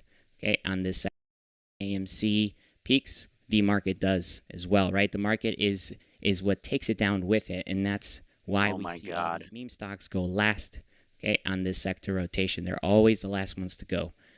So we're going to follow that here. And also, based on the structure of this pattern, we've been tracking a lot of different stocks and references here of patterns that look very similar, and they all call for the same thing. I wonder why. Upside, a break at resistance, and then a retest back down on the trend line. And then potentially, this is where I'm not going to get ahead of myself, but potentially we would get some kind of bounce right around that 390 range, and then a continuation to the upside. That would be ideal for this to be a bullish market. But again, it's important not to get ahead of yourself at this point. It's I would say we are currently at resistance. That becomes a dangerous zone, and it's important to just wait and see what the charts are primed to do. So that is what I got for you guys. That's the three, man. AMC, Lucid, SPY. If you guys would like a little bit more information on just the way the cycle just join the Patreon. I mean, we Let's have an go. awesome Discord. So the Discord started in June. Thank you for becoming a patron. Glad to have you on the team.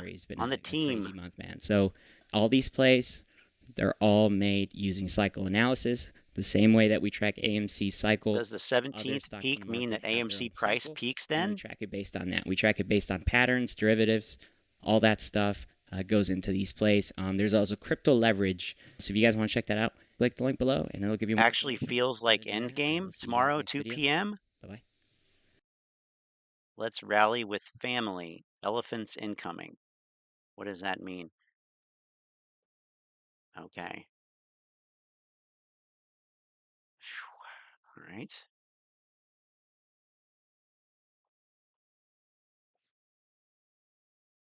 Data zero.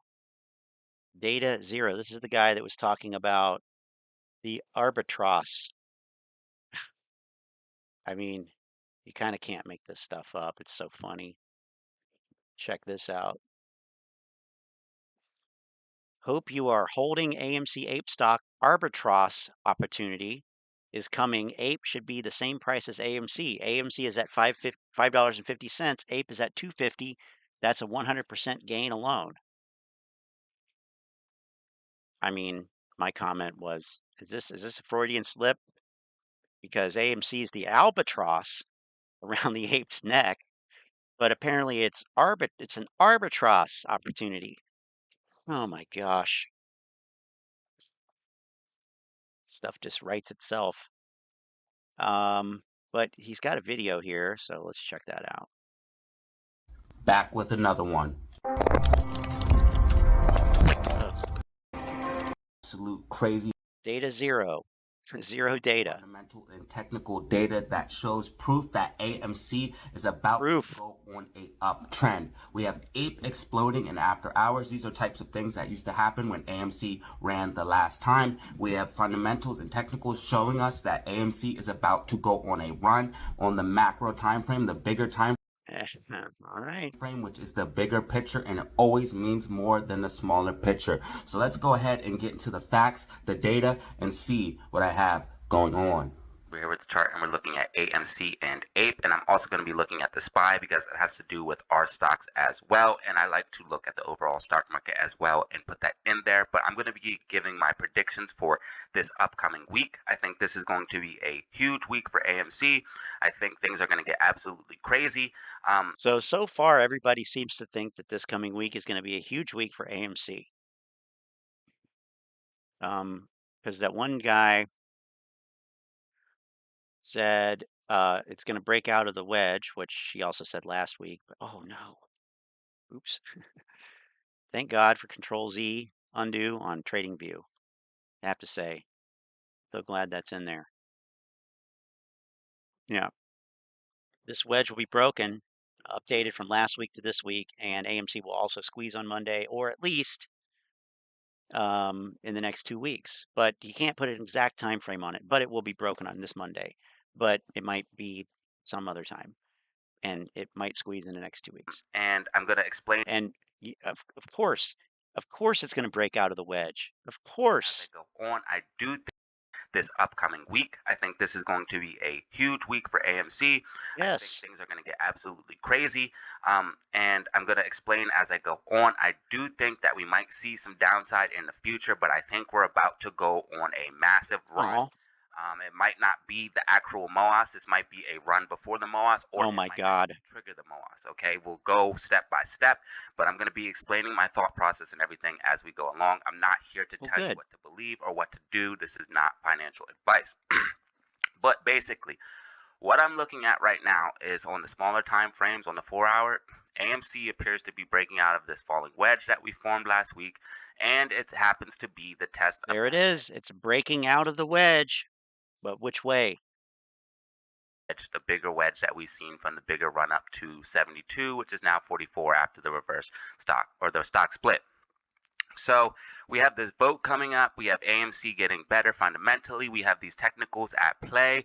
A lot of things are going on. There's a lot of movies coming out in this coming up year, 2023. A lot of major things that are looking really, really good for this play. And fundamentally, they might even post cash positive in the next earnings or the earnings after that. So guys, things are getting absolutely crazy for the stock. And we are about to go on a massive run, I believe, especially if we break this overall ascending trend that we see here in this. And we also have APE going absolutely bonkers in after hours on Friday. So we had this huge wick to the upside. And if you guys go down to the smaller time frames, because we don't have much data on this, I do think we will see a pullback and then have to retest this ascending. We don't have much data on it. What do you mean? Building over the past couple weeks. But if you look, it looks like to be forming a bull flag and consolidating. Now, I'm not thinking that's what's going to happen because we just had this massive move to the upside. RSI is way overextended. We're outside of the Bollinger Bands. We're outside of the Bollinger Bands on the higher time frames. So I think that we're going to have to come back down and retest this ascending support channel that we built here, which isn't showing up on the daily on Webull, but we're way up here. I think we're going to come back down and test it. If I go on the 4-hour, it'll be a little bit more clear because we don't have much data from it, and that's why it's showing up that way. But as you can see, we've broken out of that channel. I think we're going to have to come back down to about the $2 level and test it and then come back up. So don't be surprised if you see APE have a dump, but this is a massive move. We've broken out of this channel, and I think APE's going to see some major upside, and I think it's going to run more percentage-wise than AMC, okay? So that is just my theory. I think APE, personally, myself, is going to have more percentage gains than AMC. So personally, me, I hold AMC and APE. I own GameStop. I own a bunch of different other stocks, but I have more APE than I have AMC, okay? That's just my personal opinion. If whatever happens, there's also an arbitrage opportunity there because APE should actually be about the same price as AMC, And as you can see, it's absolutely not. So there's at least 100% gain opportunity right there in itself. And as you guys can see, all of the other quote unquote meme stocks are breaking out of this overall larger trends that we've seen in building in the past.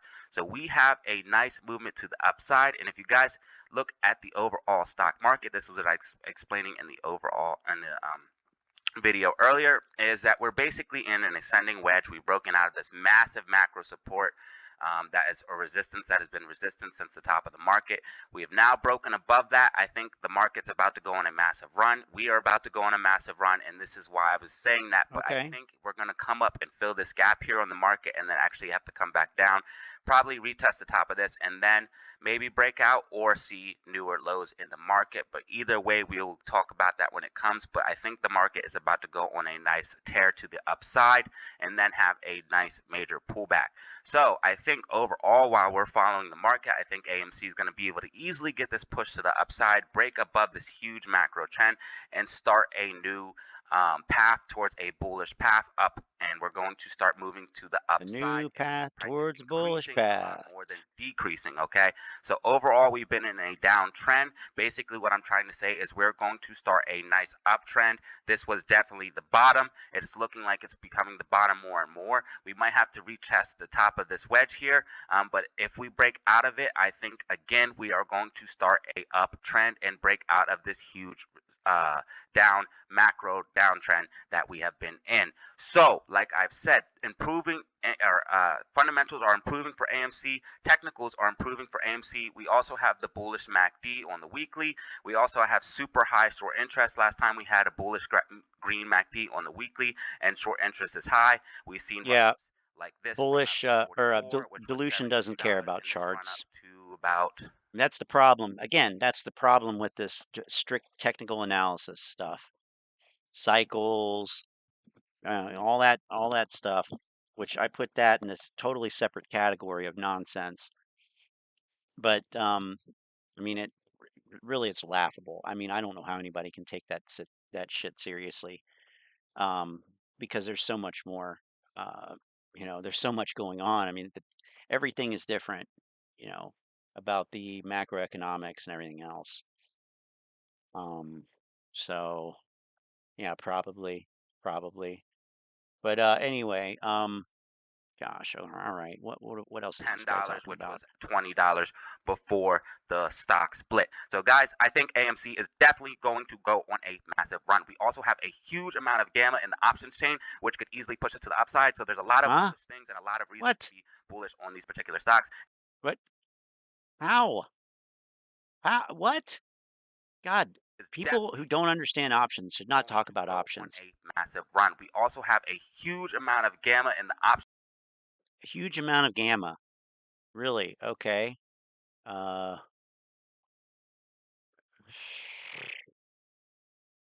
was just looking at that. I mean, not really, but we won't know until tomorrow when the open interest is updated. Chain, which could easily push us to the upside. So there's a lot of bullish things and a lot of reasons to be bullish on these particular stocks. Oh, as you guys can see, a lot of calls building around the $6, $7, $8, $9, $10 mark, and even higher, up all the way up to $12. Okay. Sure. Right. Actually, you know what? No, let me go into Fidelity, because I like I can do it better.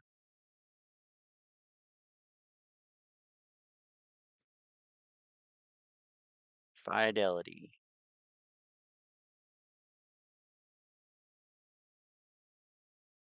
Oh yes. All right. Now, AMC. So let me get these long ass dated ones off here.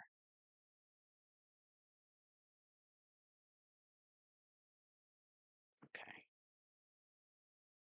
We looked at this before. We'll look at it again properly. So we're just looking at open interest now. I don't know if it's updated. It probably isn't, but anyway, this is what we have so far. Yeah, you have 6 strike calls. You have 10,000 open. Okay. Those are out of the money at this point. Now, $5 puts, you have 21,000 open interest. Those also happen to be out of the money. Moving ahead to the next monthly expiration. Oops.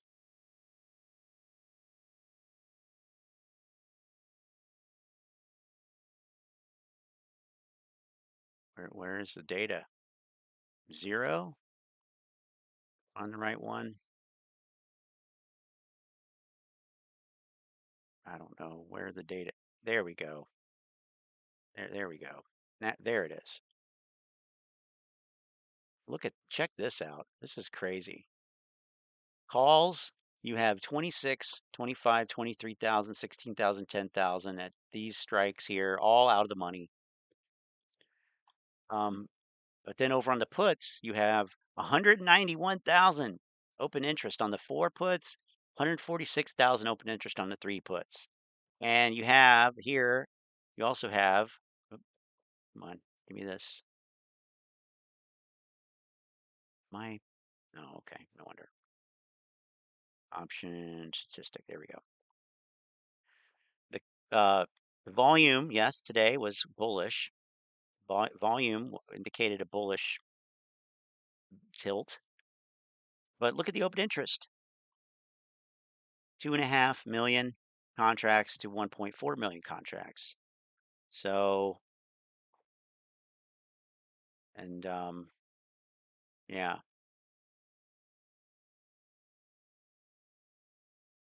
What about the 10th? I don't know. I didn't look at the 10th yet. But yeah, it's about 53,000 on this 6 strike call, 52,000 on the 5 strike put, but the calls fizzle out really quickly. The puts fizzle out a little bit less quickly.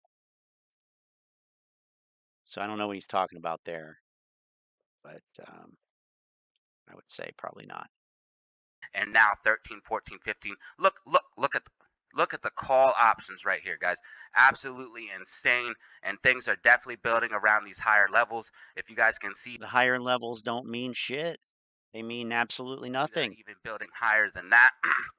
But we have a massive amount of gamma all the way up to at least 10 to 12 bucks. So you guys could easily see 10, $12 if this thing starts to move to the upside like I'm predicting. We have short interest increasing on the official channels. I do not do Ortex because it's very, very speculative. On the official FinTel channels, well, official, we're at 22.59%. We have not seen short interest this high. I don't believe that we have seen short interest this high since the play has been in play. Official recorded short interest. So 22.59%. And like I was saying when we had the green weekly MACD, things are looking a lot more bullish on the macro time frames, the bigger time frames, which means a lot more. And that's why I'm saying that we are going to go on a uptrend and not a downtrend. Ape short interest is at 6.11%. Wow, 6.1. Ape short interest is increasing. It was hovering around 4 or 5%. It is up around 6.11%. And like I said earlier, I think Ape will see bigger gains than AMC. I don't think we can see any percentage-wise, not price history of that. Yeah. We also have the cost to borrow putting pressure on the shorts, incredible pressure on the shorts, because this is what the shorts have to pay to actually borrow the stock officially without naked shorting.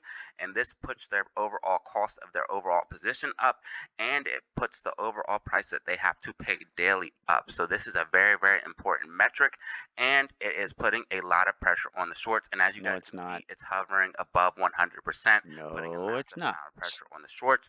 Ape cost to borrow is at about a little bit over 5%. This is the Ape cost to borrow in chart form.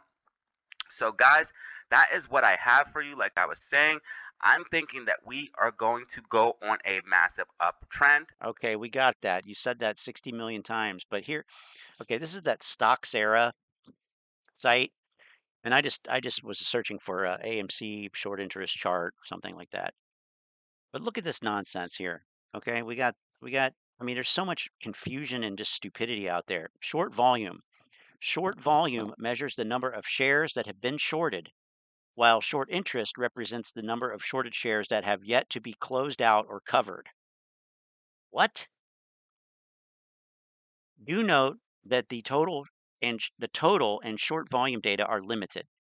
They do not represent the actual total volume, as these are the volume that are reported to FINRA. Okay. Short volume. I mean, yeah, it's the number of shares that have been shorted, but there's a little bit more to it than that. A little bit more to it than that.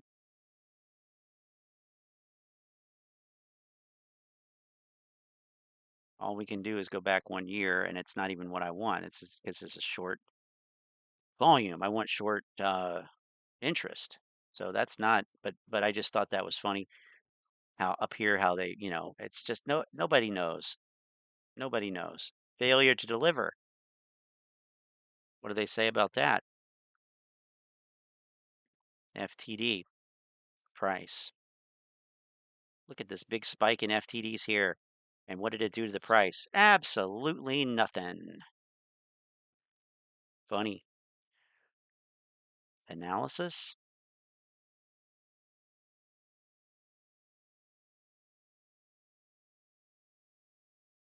I don't know who runs these websites. This and that. What? Stockninja.io. Oh, okay, good. Good. I just want to see a short interest historical chart. That's all, without having to go to Ortex.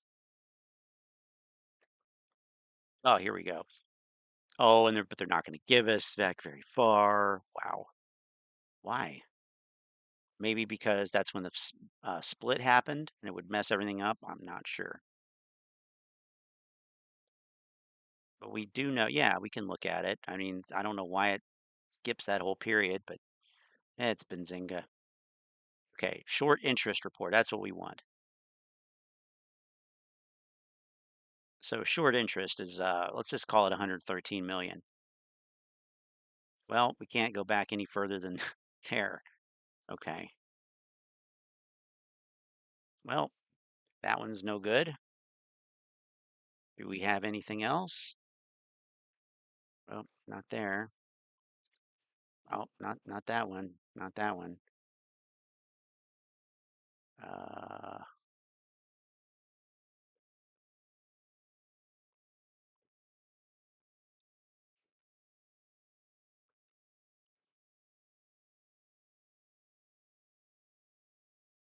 Intel maybe?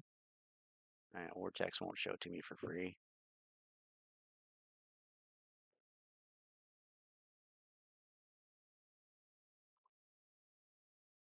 Okay, this is market beat. What about this? Market beat. Okay, and I kind of like how they show this. I kind of like that they show this in terms of dollar value. So look at the dollar value of the short position. 5 billion. This is in Q2 of, so this is right around the time of the squeeze right here. 5 billion. Okay, in 2021. And then in 2022, started the year off around 2 billion and has decreased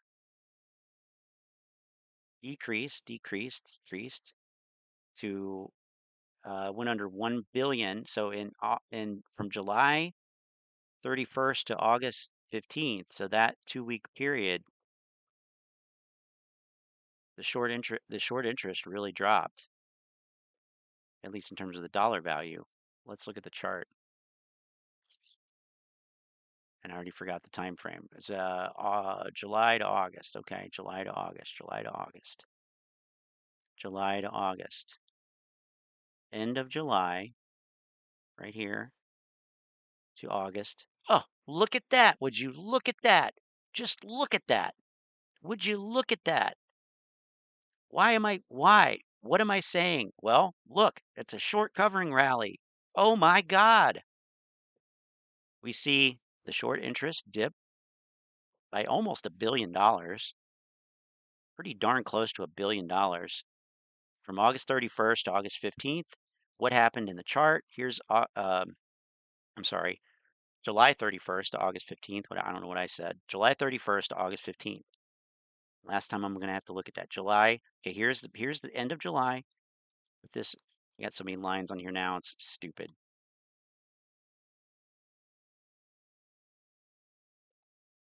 This rose-colored line. There's the end of July, and here's the middle of freaking August right there. So this is the period where short interest dropped by almost $1 billion. Oh, I wonder why. So weird. It's almost like shorts covered or something. Yeah. So, and then it's back up, and then it's back up, and it's back down, it's back up and down, whatever. So January 15th, it says 589 million. Is that what Ortex Shill says from Ortex? It says 600. This is probably estimate. Yeah, estimate. Okay. Self-reported. So it was 588 on the last report. And I guess we'll get a new report soon. So, I mean, all right, do you want to go off of the number of shares, or do you want to go off the dollar value? Dollar value. Oops, sorry.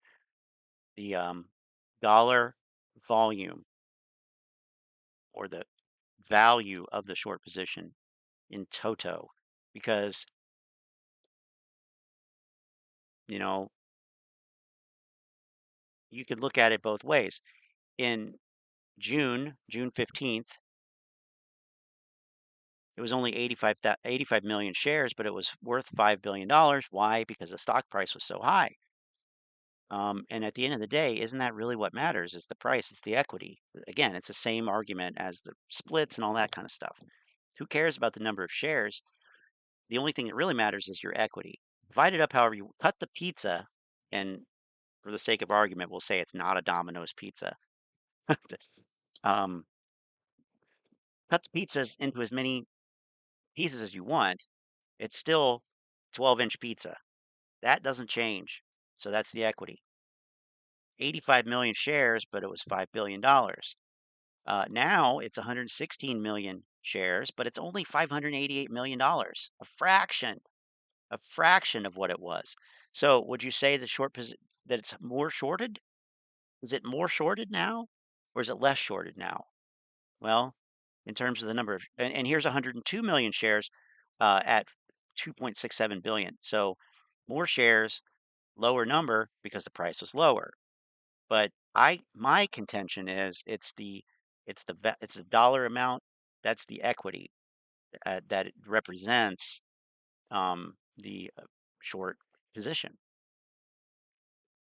So I think that's all that that's all that is here. But this is a good thing. I don't know why they don't have the percentage of float shorted. They probably don't know the float. Days to cover, okay, they like to hype that up too. It's 4.1. Okay, it's because the volume's so low. Plain and simple. No other reason.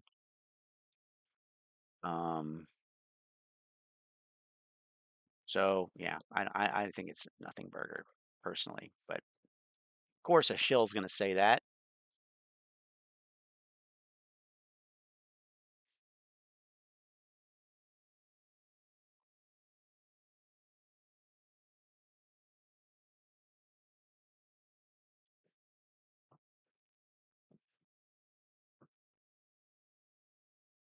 All right, see what we got here. Okay, so here's something I like to look at from time to time. This is from last week, though. This is the Commitments of Traders report. This is from the Chicago Mercantile Exchange, talking about the futures. This report is for the 24th, so it's old. I think it comes out. Well, it's released on Friday, so I don't know why we don't have a newer one. Maybe 124. I guess maybe it'll come out on Tuesday. I don't know. Anyway, whatever. So this is showing us basically what's happening in the futures trading market. Come on.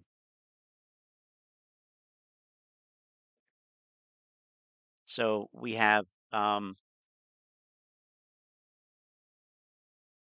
dealer, intermediary with these different categories of traders, asset managers or institutional, leveraged funds, so meaning hedge funds, other reportables, and then non-reportable positions that might be like in retail and retail traders.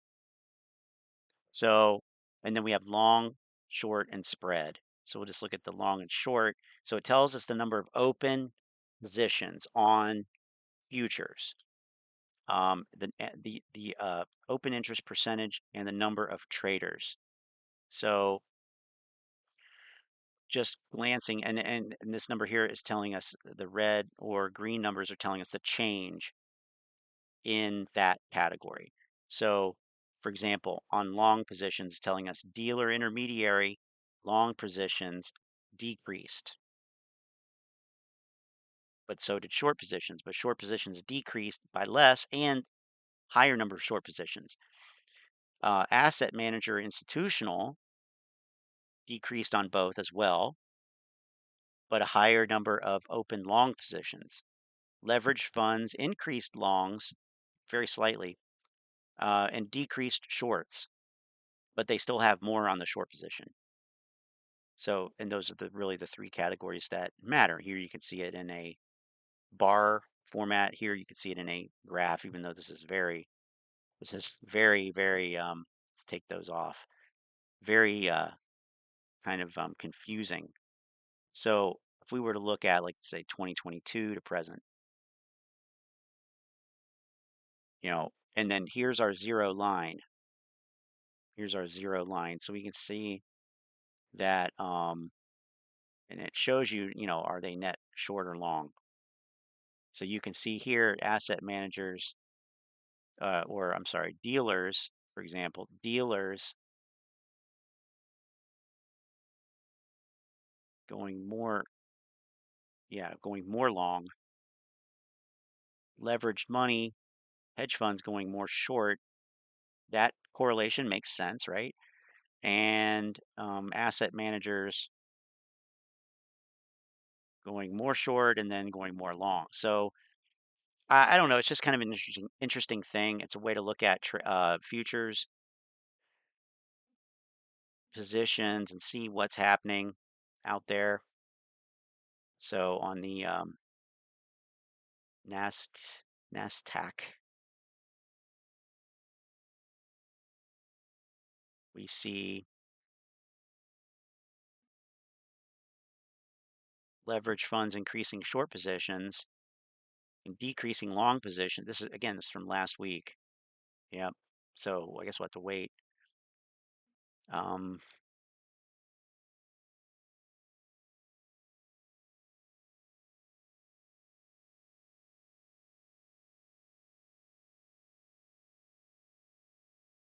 Leveraged money had been increasing their short positions. Interesting. Okay. All right. Well, speaking of which, pop back over here. I'm probably going to be wrapping up here shortly. So it looks like futures are down, but I'm skeptical of anything at this point. At this point, it seems like it makes sense for the market to rally up to the FOMC, but who knows what's going to happen there? I mean, it'll probably be 25 basis points. See bonds coming back down. It's higher yields. We see the dollar making a run to the upside. This is, yeah, okay. That one always looks weird. It would kind of be weird to me if it started tanking on Monday. It's like, why at this point? You got the FOMC, unless they're going to try to pull back into the FOMC, like like the an 11th hour attempt to try to say, hey, we're not getting too irrational here. I think the damage has been done. But excuse me, what do I know? About as much as anybody else. Less than anybody else, probably. But You know, it seems to me that we are essentially in another one of these bear market rallies at this point. I don't see certainly the economic data doesn't it's not really indicating um, anything that great. Let me see here. Oh, we got Phil. I am retarded for real. Let's go back to this. So if we were to go to like inflation rate on here, okay, it's slowing, sure. But this is month over month. Is this month over month? I believe so. Or maybe year over year. Let's go to month over month.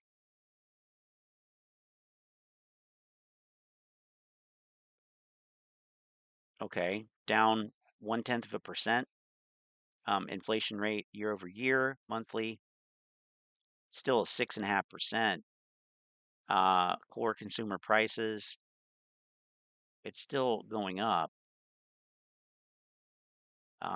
Core inflation rate, this excludes food and energy, 5.7 from December of 2022. Core PCE price index is still going up. I mean, these things are still going up. They're going up by less.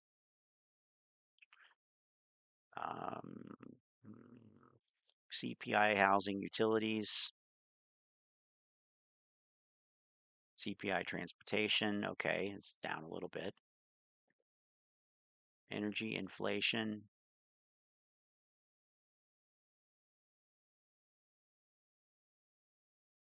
Food inflation. This is a big one. This is a big one. Yes, of course, yes, trading economics. It increased at a slower 10.4% from a year earlier in December of 2022, decelerating. I mean, I call that a deceleration. 0.2% is not a deceleration. Whatever. The peak was 11.4. So the peak was only 1% higher. Is anybody feeling the effects of 1%? No, and especially 0.2%. Give me a break. But anyway, the point is this is still high. Still too high. Way too high. We already saw that. Michigan, 5-year inflation expectations is still hovering around 3, which is what it was back in the beginning of last year. The beginning of last year. Oops, didn't want that.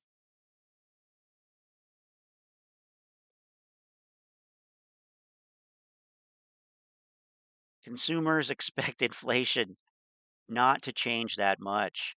1 year, okay, it's down by 0.5%.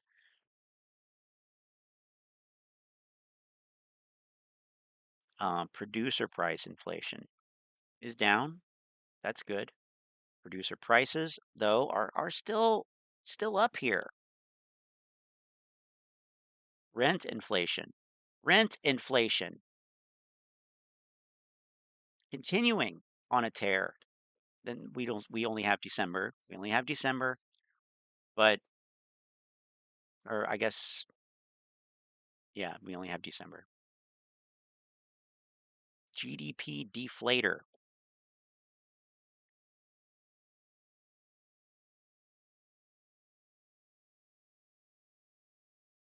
So we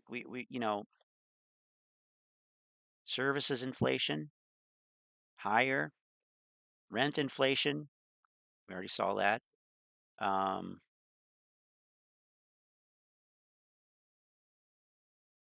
Yeah, I think we looked at all the prices. GDP.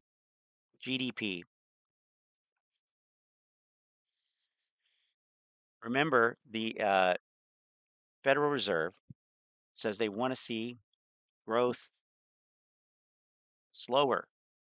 They want to see slowing growth.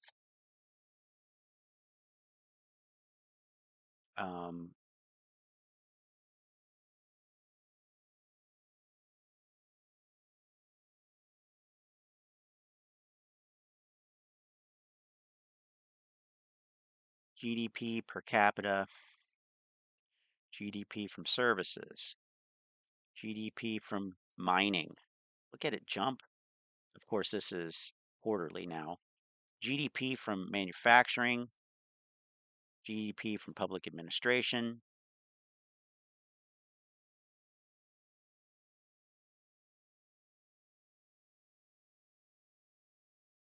And finally, the GDP itself.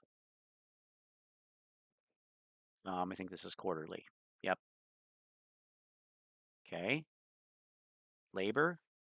I mean, we've looked at all this, but, you know, it's just worth looking at again. Initial jobless claims. The indicator of people losing their jobs, which would indicate less demand upcoming.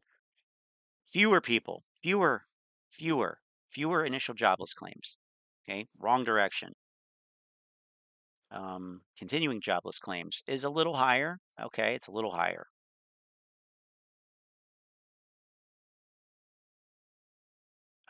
Full-time employment, about the same. Job offers, about the same. I mean, it's down from before, but it's still about the same. Job quits rose a little bit. Long-term unemployment rate, or I'm sorry, let's just go with the unemployment rate. Unemployment rate, 3.5. We looked at this earlier too. So it's essentially back to pre-pandemic and it appears to be going down. Let's see. Non-farm payrolls, private. We had a round of job cuts here, but other than that, it's pretty much been flat over the last half of 2022. Wages are up. Well, I suppose they actually decreased. Wow, okay. Wages decreased by 3 cents. Okay. Well, I guess that's good. Wage growth.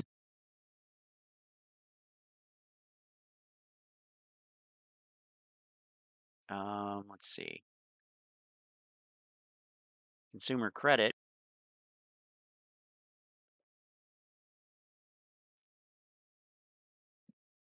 Bank lending rate, high. Credit card accounts. I believe this is the number of accounts. Debt balance credit cards. It's pushing $1 trillion. So this is right before the pandemic. It hit this peak here, and then, of course, everybody got money so they could pay things down. But I mean, look at that. That is wild. We, you know, in 14, it was pushing $500 billion. And from that point until basically the pandemic, and then now it's back. Now it's back up. So that's great.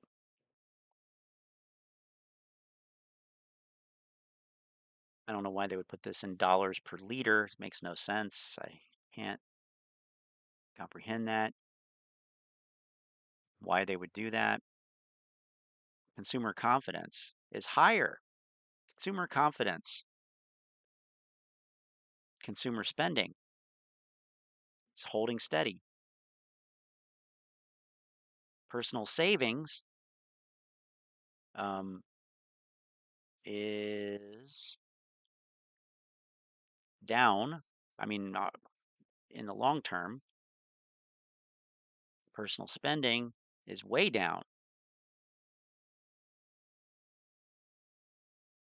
So this is a very interesting picture here of what's happening. Retail sales month over month. Look at that. Horrible. Absolute crap. Retail sales excluding autos and gas. Crap. Total crap. Corruption index. What's the corruption index? Corruption perceptions index. I'm not familiar with that one. Government debt to GDP. Is the Buffett indicator? 129% of the GDP. Asylum applications. Credit rating. Government spending. Through the roof.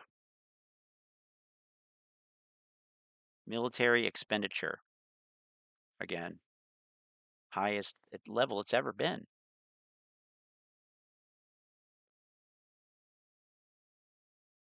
Okay, here's some more indications.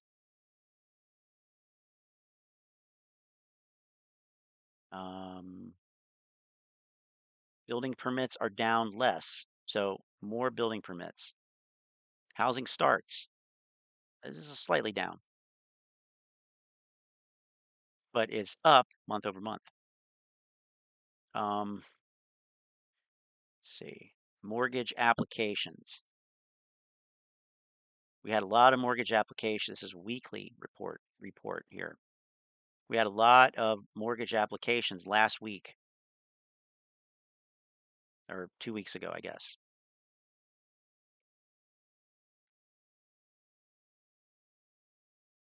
New home sales is strong, strong. It's a quarterly, I think.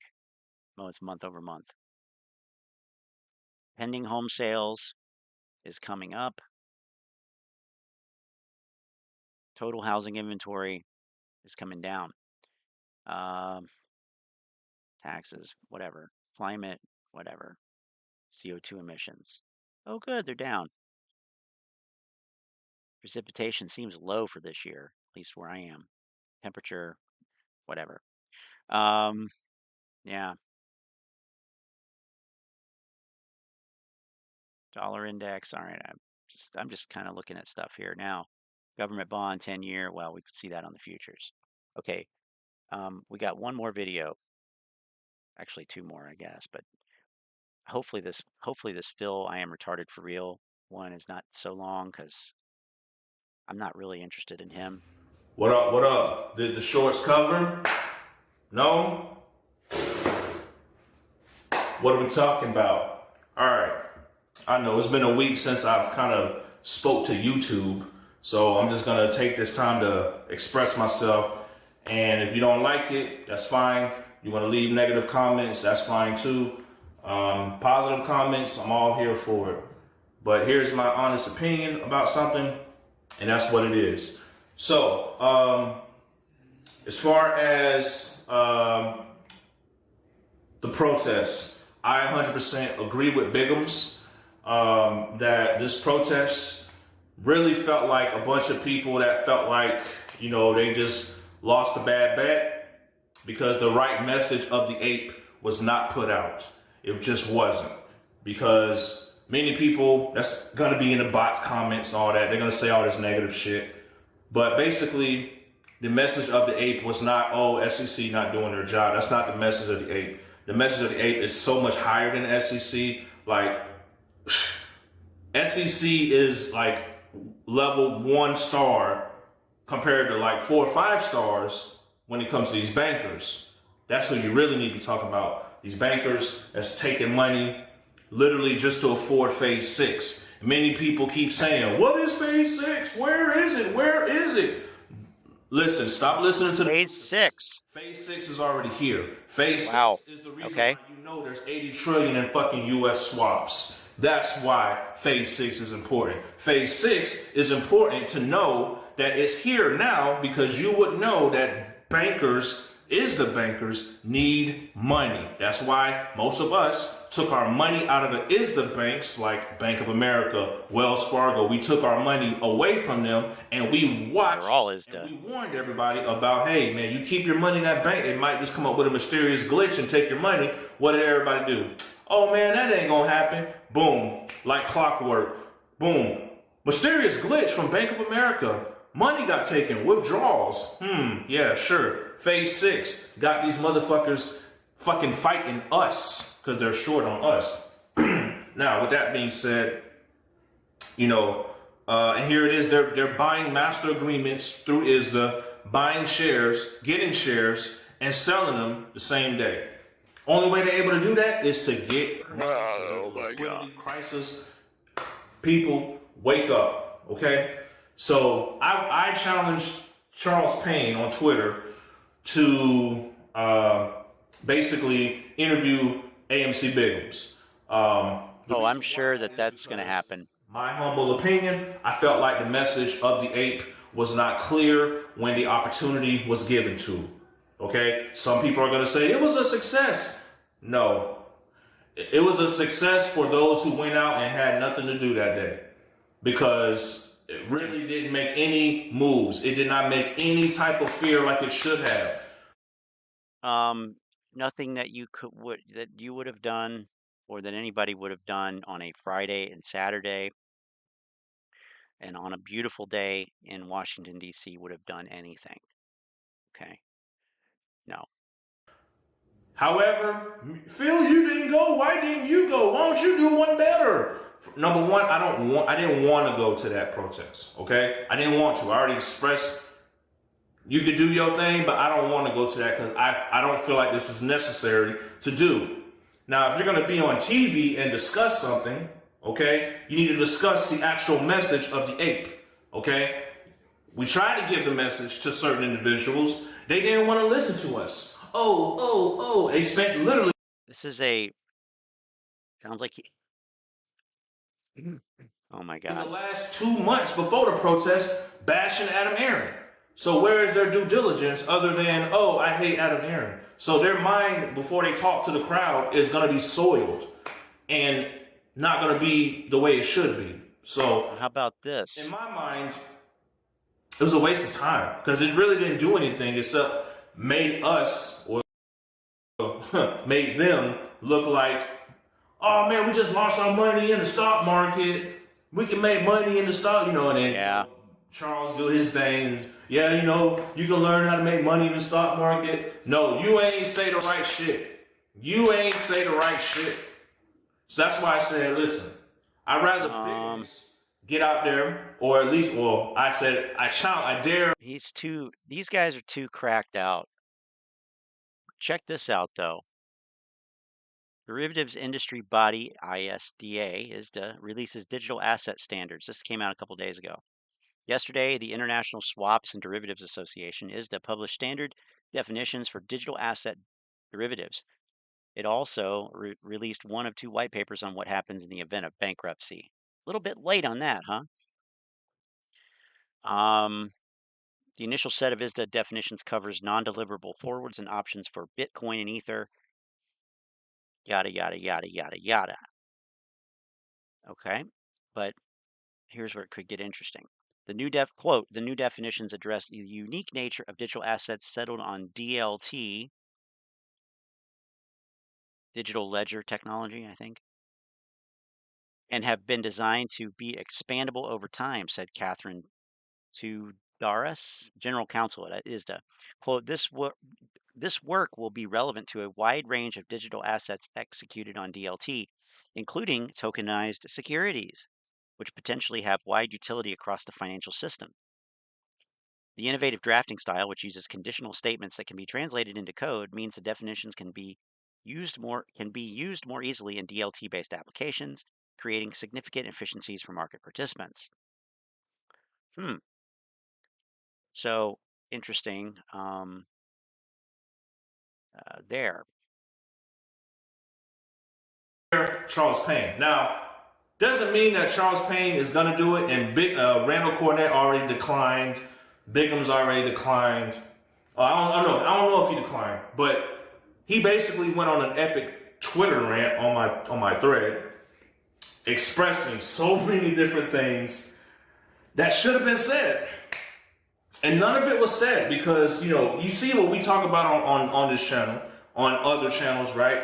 Is the banks, phase 6, reverse repos. You notice the reverse repos this week? They're going in a downtrend. TikTok, Kenny boy, huh? Let's not mention. Let's not forget. Does he even understand Why am I asking that? March 14th is coming. Why did it? Yeah. Never mind. Did you know? You kind of know that, right? And some of you are going to say, no. Adam Aron is this. Adam Aron is that.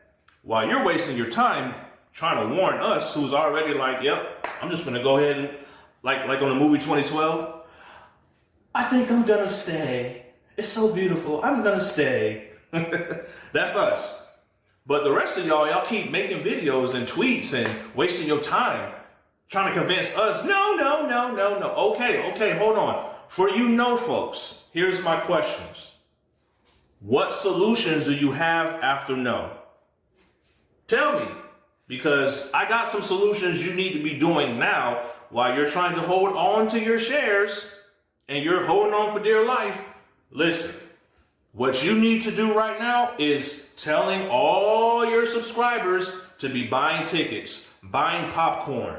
That's what you should be doing. Okay, right now, all right. You're not going to take care of AMC debt. It ain't going to take care of itself. The shorts understand that. They know you ain't finna go buy no popcorn. They know you're not finna buy no movie tickets. They know you finna sit there and cry.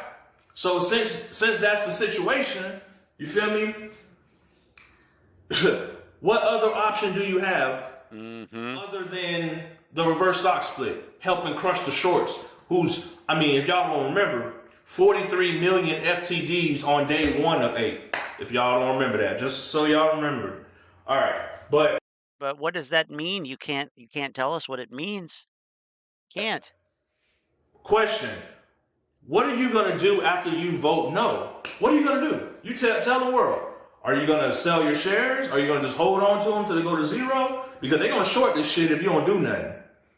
I'm just saying, they're gonna short this shit if you don't do nothing. Which is why most of us have already just said, you know what? Fuck it. Let's boom, go the other direction.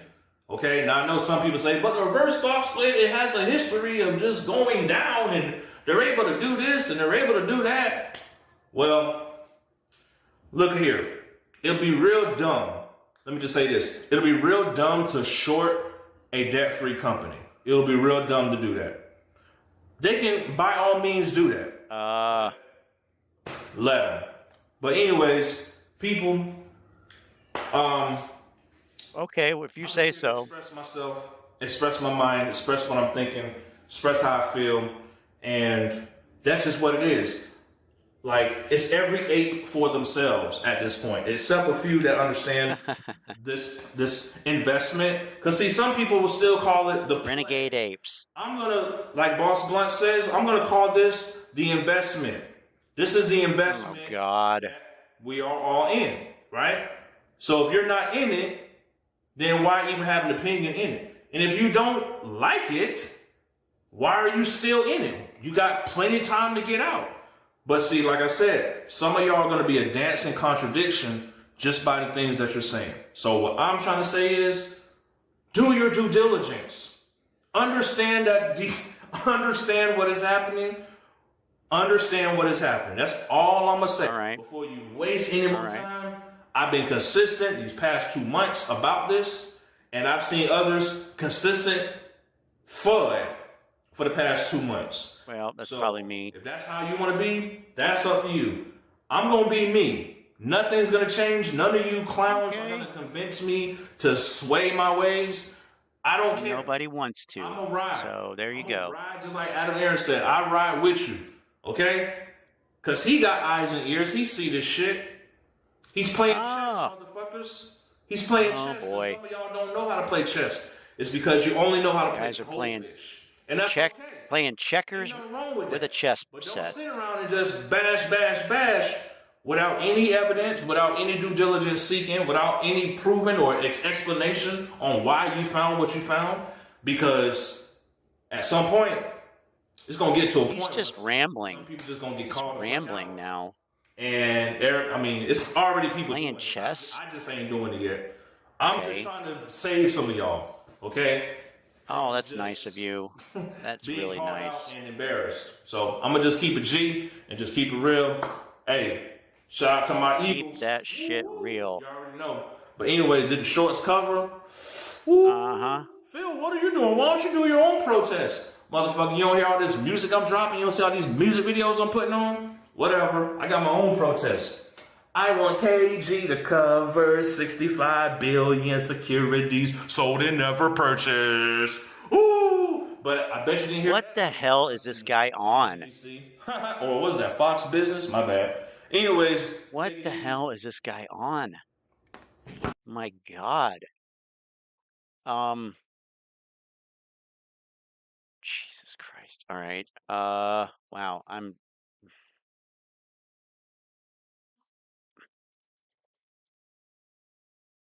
Okay, then he's got one more for us. Please let this be the last one. And we're supposed to skip to 4 minutes. All right. Skip to 4 minutes.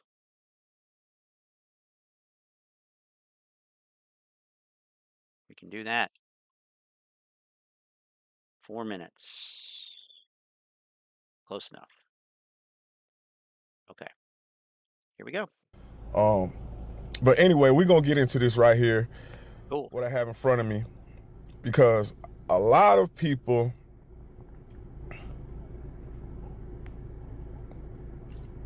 are wondering why we have not got our short squeeze yet. And I'm going to make this short and simple. Now, right here is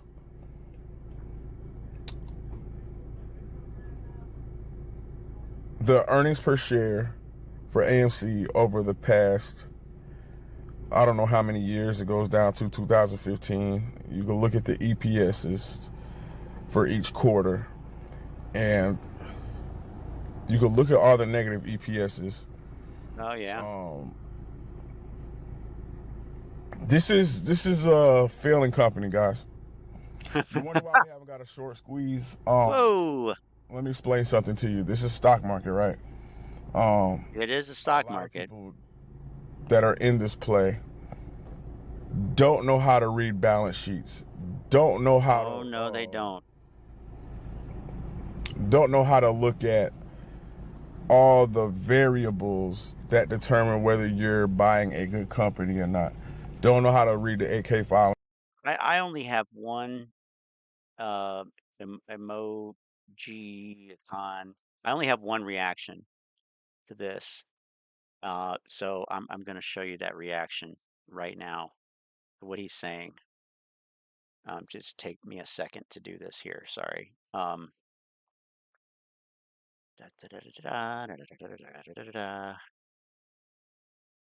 This is the reaction coming up here momentarily. Gotta get this. Here's the reaction right here. That's the reaction that I'm having right now. What? What? Are you kidding me? What is he? What? Oh, right? I mean, that's my reaction. Okay. Anyway, back to the regularly scheduled dream killing. 10K filings, 13Ds, so on and so forth. There's so many variables that go into play when it comes to doing your research and your DD into a company and determining whether that is a good company to buy. But this company has not been profitable, and the best way you get a short squeeze, let me remind you guys, the best way you get a short squeeze in a company is to have a profitable company. Profitable. Not a company that is losing money every quarter. Well, when that earnings report comes out and you have... Now you're just talking crazy. What investors in their right minds that are investor savvy are going to invest their money in a company that kicks out nonstop negative EPSs every quarter? I don't know. Will, almost called him Phil. Who's Will coming to save AMC? Who's coming to buy up shares of AMC with all these negative EPSs, with all these negative quarters, in the red quarters, operating at a... I know who. hundreds of millions of dollars. This guy is failing. Hey, I've got so many call options that I'm waiting to lose money on. It's going to make $50,000 look like a drop in the bucket. Guys, and I'm not just talking retail. I'm talking institutional. Retail and institutional on both sides. Who is coming to buy and save AMC and kick off a short squeeze when we can? Sounds like something that this guy has said. The best way you get a short squeeze is by being a profit. Now I'm just having fun with my stickers. Could it have a run up? Yeah. This guy's been saying that for months too. When they're kicking out negative EPSs, bro, if anything, they're going to double down. This is what you guys got to realize. This is the stock market. It's not about your feelings.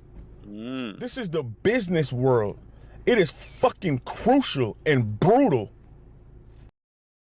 And maybe it's time to strike. Maybe it's time to strike. I don't know. They could give a fuck about your feelings or mine. They could give a fuck what you say, what you feel, what you think. All they give a damn about is the numbers. Well, math.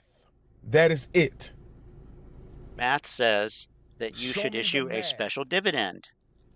Is this adding up? In the form of a digital dividend. Oh, it's profitable? Oh, they're growing? They had a better quarter than last quarter? Hell yeah. I'm investing my money. On the contrary of that, when you have companies that have bad earnings quarter after quarter after quarter, look at this, the last profitable quarter we had. It's never been about fundamentals though. In 2020, beginning of 2020. That's what this guy wants you to think. When the earnings came out for Q4. Mr. $16 billion.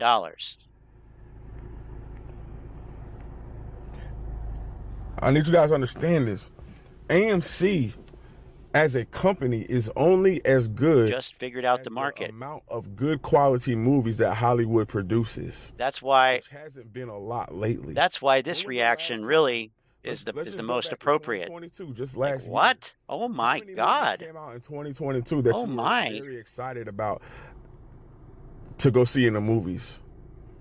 For me, I can say personally, it's only really two. Zero. Which was Batman and Top Gun.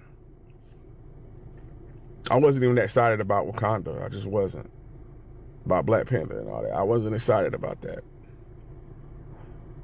It's a lot different than what it was 10, 15 years ago. 10 years ago, it seemed like I was going to the movies every 3 or 4 weeks because there were so many great movies that was coming out. You would see all the previews, like, I got to go see that. I got to go see that. I got to go see that. It's a lot different now. We're in a different time. We're in a different age where you have these streaming services, Netflix and Amazon Prime, so on and so forth. And people have gotten accustomed to really just watching the different series and stuff like that of all these shows and you know, this is what I hear people talking about. They're not talking about some movie that came out in the theaters. They're talking about, hey, did you go see the last episode of Ozark? Did you see the last episode of this? Did you see the last episode of that? Oh man, this is what people are talking about. Yeah, true. We're in a different time, guys. And if you look at the deals that was done behind closed doors, Aron does not work for you, the retail investor. He works for Antera.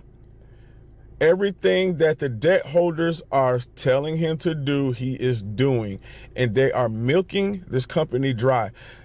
I'm gonna just keep it real. The chances of a short squeeze at this point are slim to none, damn near 0%. Unless some black swan event happens over the course of the next month and a half before. Let's all pray for another pandemic. No. Because after March 14th, you can kiss the short squeeze good motherfucking bye. It's not happening. It's not happening, guys. It's not happening. What money do you have at this point to keep pouring into AMC? Because I'm gonna put another fucking dollar back in this motherfucker. I'm telling you that now. True. Ask yourself this question. What money do you have to keep pouring into AMC when they put out these kind of numbers every quarter? I could tell you what crap Q4 numbers look like. I can tell you right now, it's not going to be pretty. Another quarter operating at a loss is what you're going to get for Q4. Oh, absolutely. So AMC is going to keep burning through. He definitely, if he found anybody's channel, he probably found Shadow Stars, because he's got the data.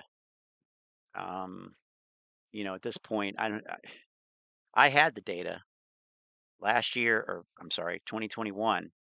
But then I went back to work. I didn't have time. So I just do these live streams and kind of just, you know, scratch the surface of it. But Shadow Stars, really, he's got the hard data. So if anything, yeah, I mean, that's probably what Shadow Stars was saying last night, as a matter of fact. Cash, burning through cash. Who's coming to buy it? Who's coming to buy AMC and save it? Retail or institutional? Tell me right now. Tell me in the comments. Who? How is it going to short squeeze? How?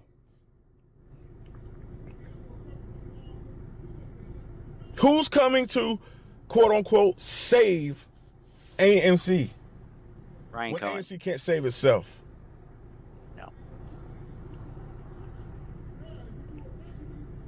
They are milking this company dry from the inside out, guys. And Terra has such a vice grip on this company to the point where it can't short squeeze, even if they put out good numbers. Ooh. If they put out good numbers for all of 2023 and profitable quarters, it still couldn't short squeeze. Wow. Not the way they got it set up now.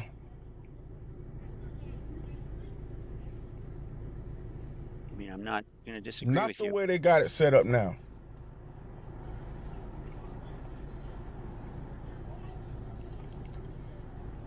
They are gutting this company from the inside out, guys. I need you guys to really go read those filings to better understand what is happening. I can't even put it all into words in a video. It's damn near impossible. You have to go read it for yourself to understand what is happening, guys. This is not gonna squeeze, guys. I'm sorry. Ain't gonna disagree Call with me you what there, you partner. want. I'll be back in 6 months showing you my put positions on AMC, showing you that I've made all my money back and some buying puts and maybe even going short. And I'll be telling you I told you so. This is a dying business, guys,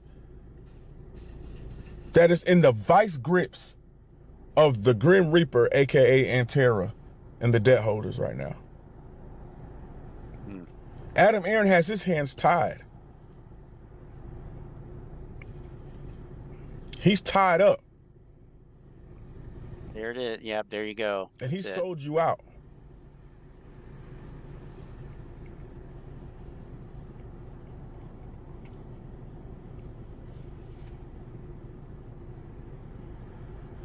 You want to know why there was a short squeeze on stocks like Tesla? Because Tesla became profitable. They didn't have bad debt.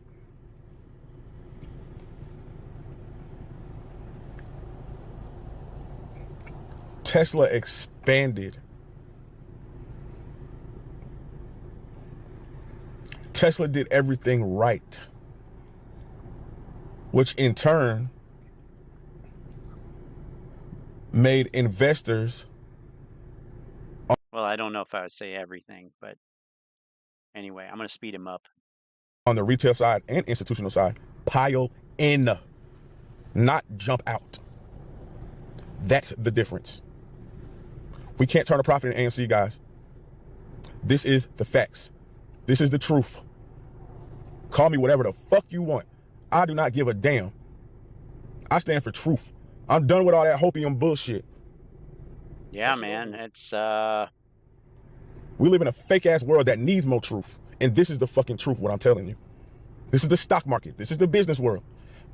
Fuck your feelings. Fuck all that shit. Fuck how you feel. Put that shit to the side. Put your feelings to the side and think. Think for a minute. Even if this video hurts your feelings right now, put your feelings to the side before you even comment on this video and really critically think. I'm leaving this video right there. Peace and blessings. Well, I think that's a good place to end. Oh man, of course, Frankie Mohammed's got another video out. All right, well, that'll be the last one then, because we want to hear his thoughts on the apes hating on the Marine and the protest. And then we'll end the stream. So let's go over to futures first here, see what's happening. Whoops, we need to put this back on this. Okay, so it is flat to down on the Qs. Dow, same.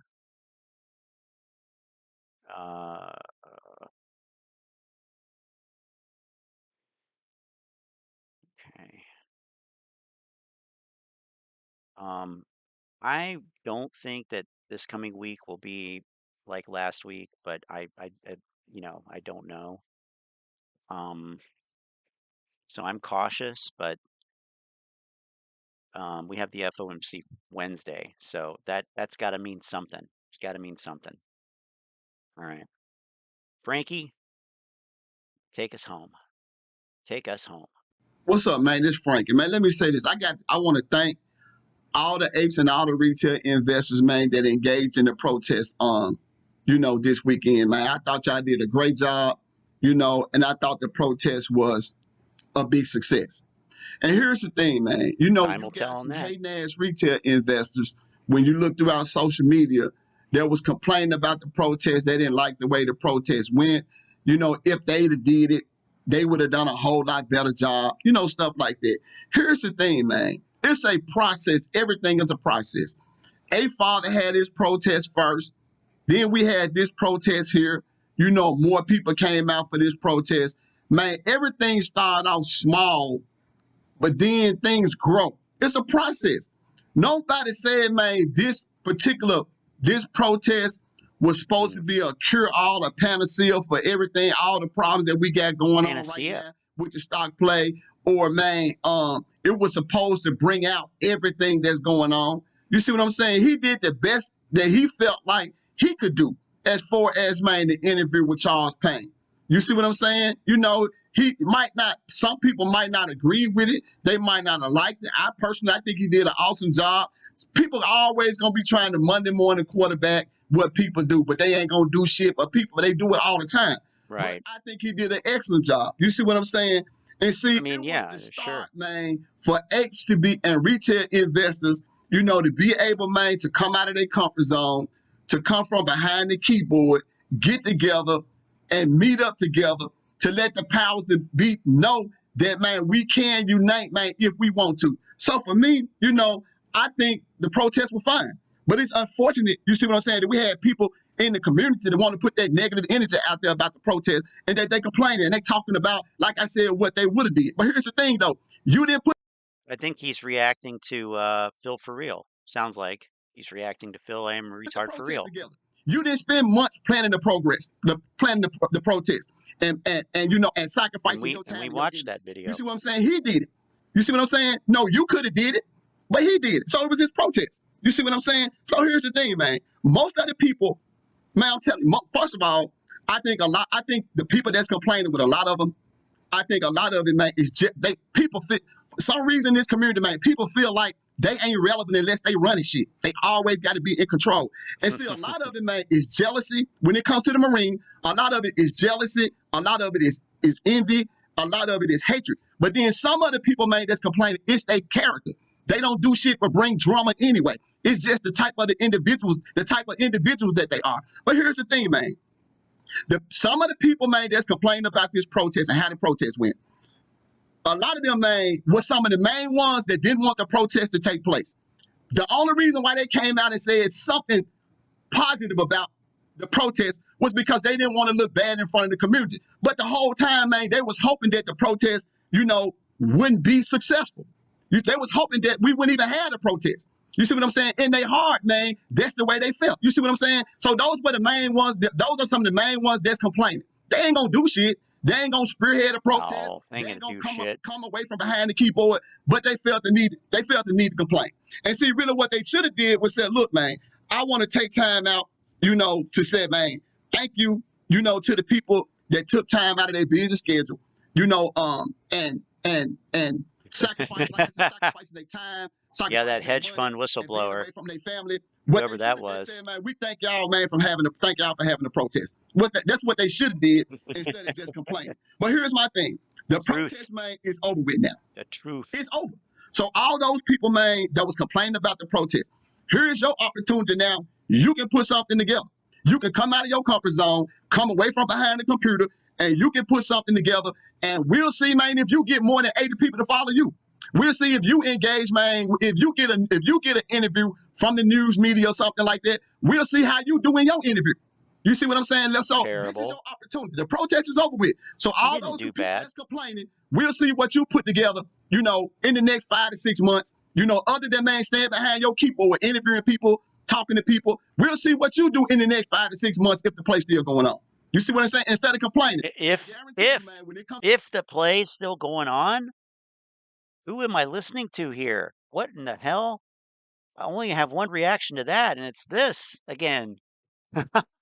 Oh my dear. If the play's still going on, it better be. I won't have anything to talk about. Having an event outside, when it be a new scam. Outside event, they're not gonna do shit. The only thing they're gonna do, man, is just complain and just talk. And that's it. And see, like I said, man, a lot of it come from when it comes to the Marine, a lot of them, man, they was jealous and they was envious, and they hate that he did it and he was successful at doing it. They wish it would have had they wish it was them, but it wasn't them. So a lot of it, man, is just jealous and envy. And I'm gonna close with this. And one of the biggest problems is with some of them, man, they upset because people don't want to kiss Aron ass just like them. That's what a lot of it is. They mad, man, because people speaking out against Aron and they trying to make him do his job. But here's the thing, man. If you getting upset because people won't kiss Aron ass and they trying to hold him responsible, and when he's doing things, man, to hurt the short squeeze play, the more ass and the stock, and people calling him out, and you going to get upset about that, man, then you're going to stay mad, you're going to stay upset. Because that intimidation shit that y'all used to do a year and a half ago, trying to make people be quiet and you trying to protect Aron, the shit don't work no more. Don't nobody care no more. So you just gonna stay upset and you just gonna stay angry, but you're not gonna stop people from talking. And eventually people gonna start riding on your ass. That's what's gonna happen. But you're not finna intimidate people and have people afraid to call Aron ass out when he's not doing what he's supposed to do. It don't work no more. The shit is old, it's antiquated. Ain't nobody paying attention to that shit y'all talking about. Hey man, if you don't like the short squeeze play, sell your shares, get out the play. Ain't nobody trying to hear that shit no more. It does not work. All right.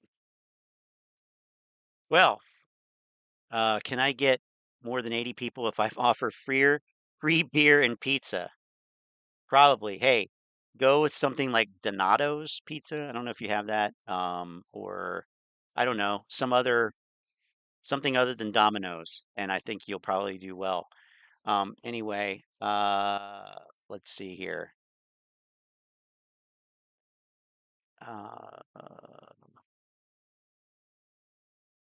Okay.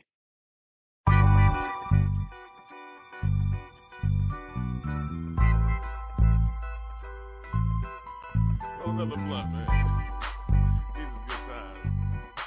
Well, that's all I've got. Have a good week. Be careful about that hall of mirrors. The bear market is probably not over. The FOMC meeting is on Wednesday. We'll be back with another stream probably tomorrow when AMC doesn't break out of the wedge. Have a good one.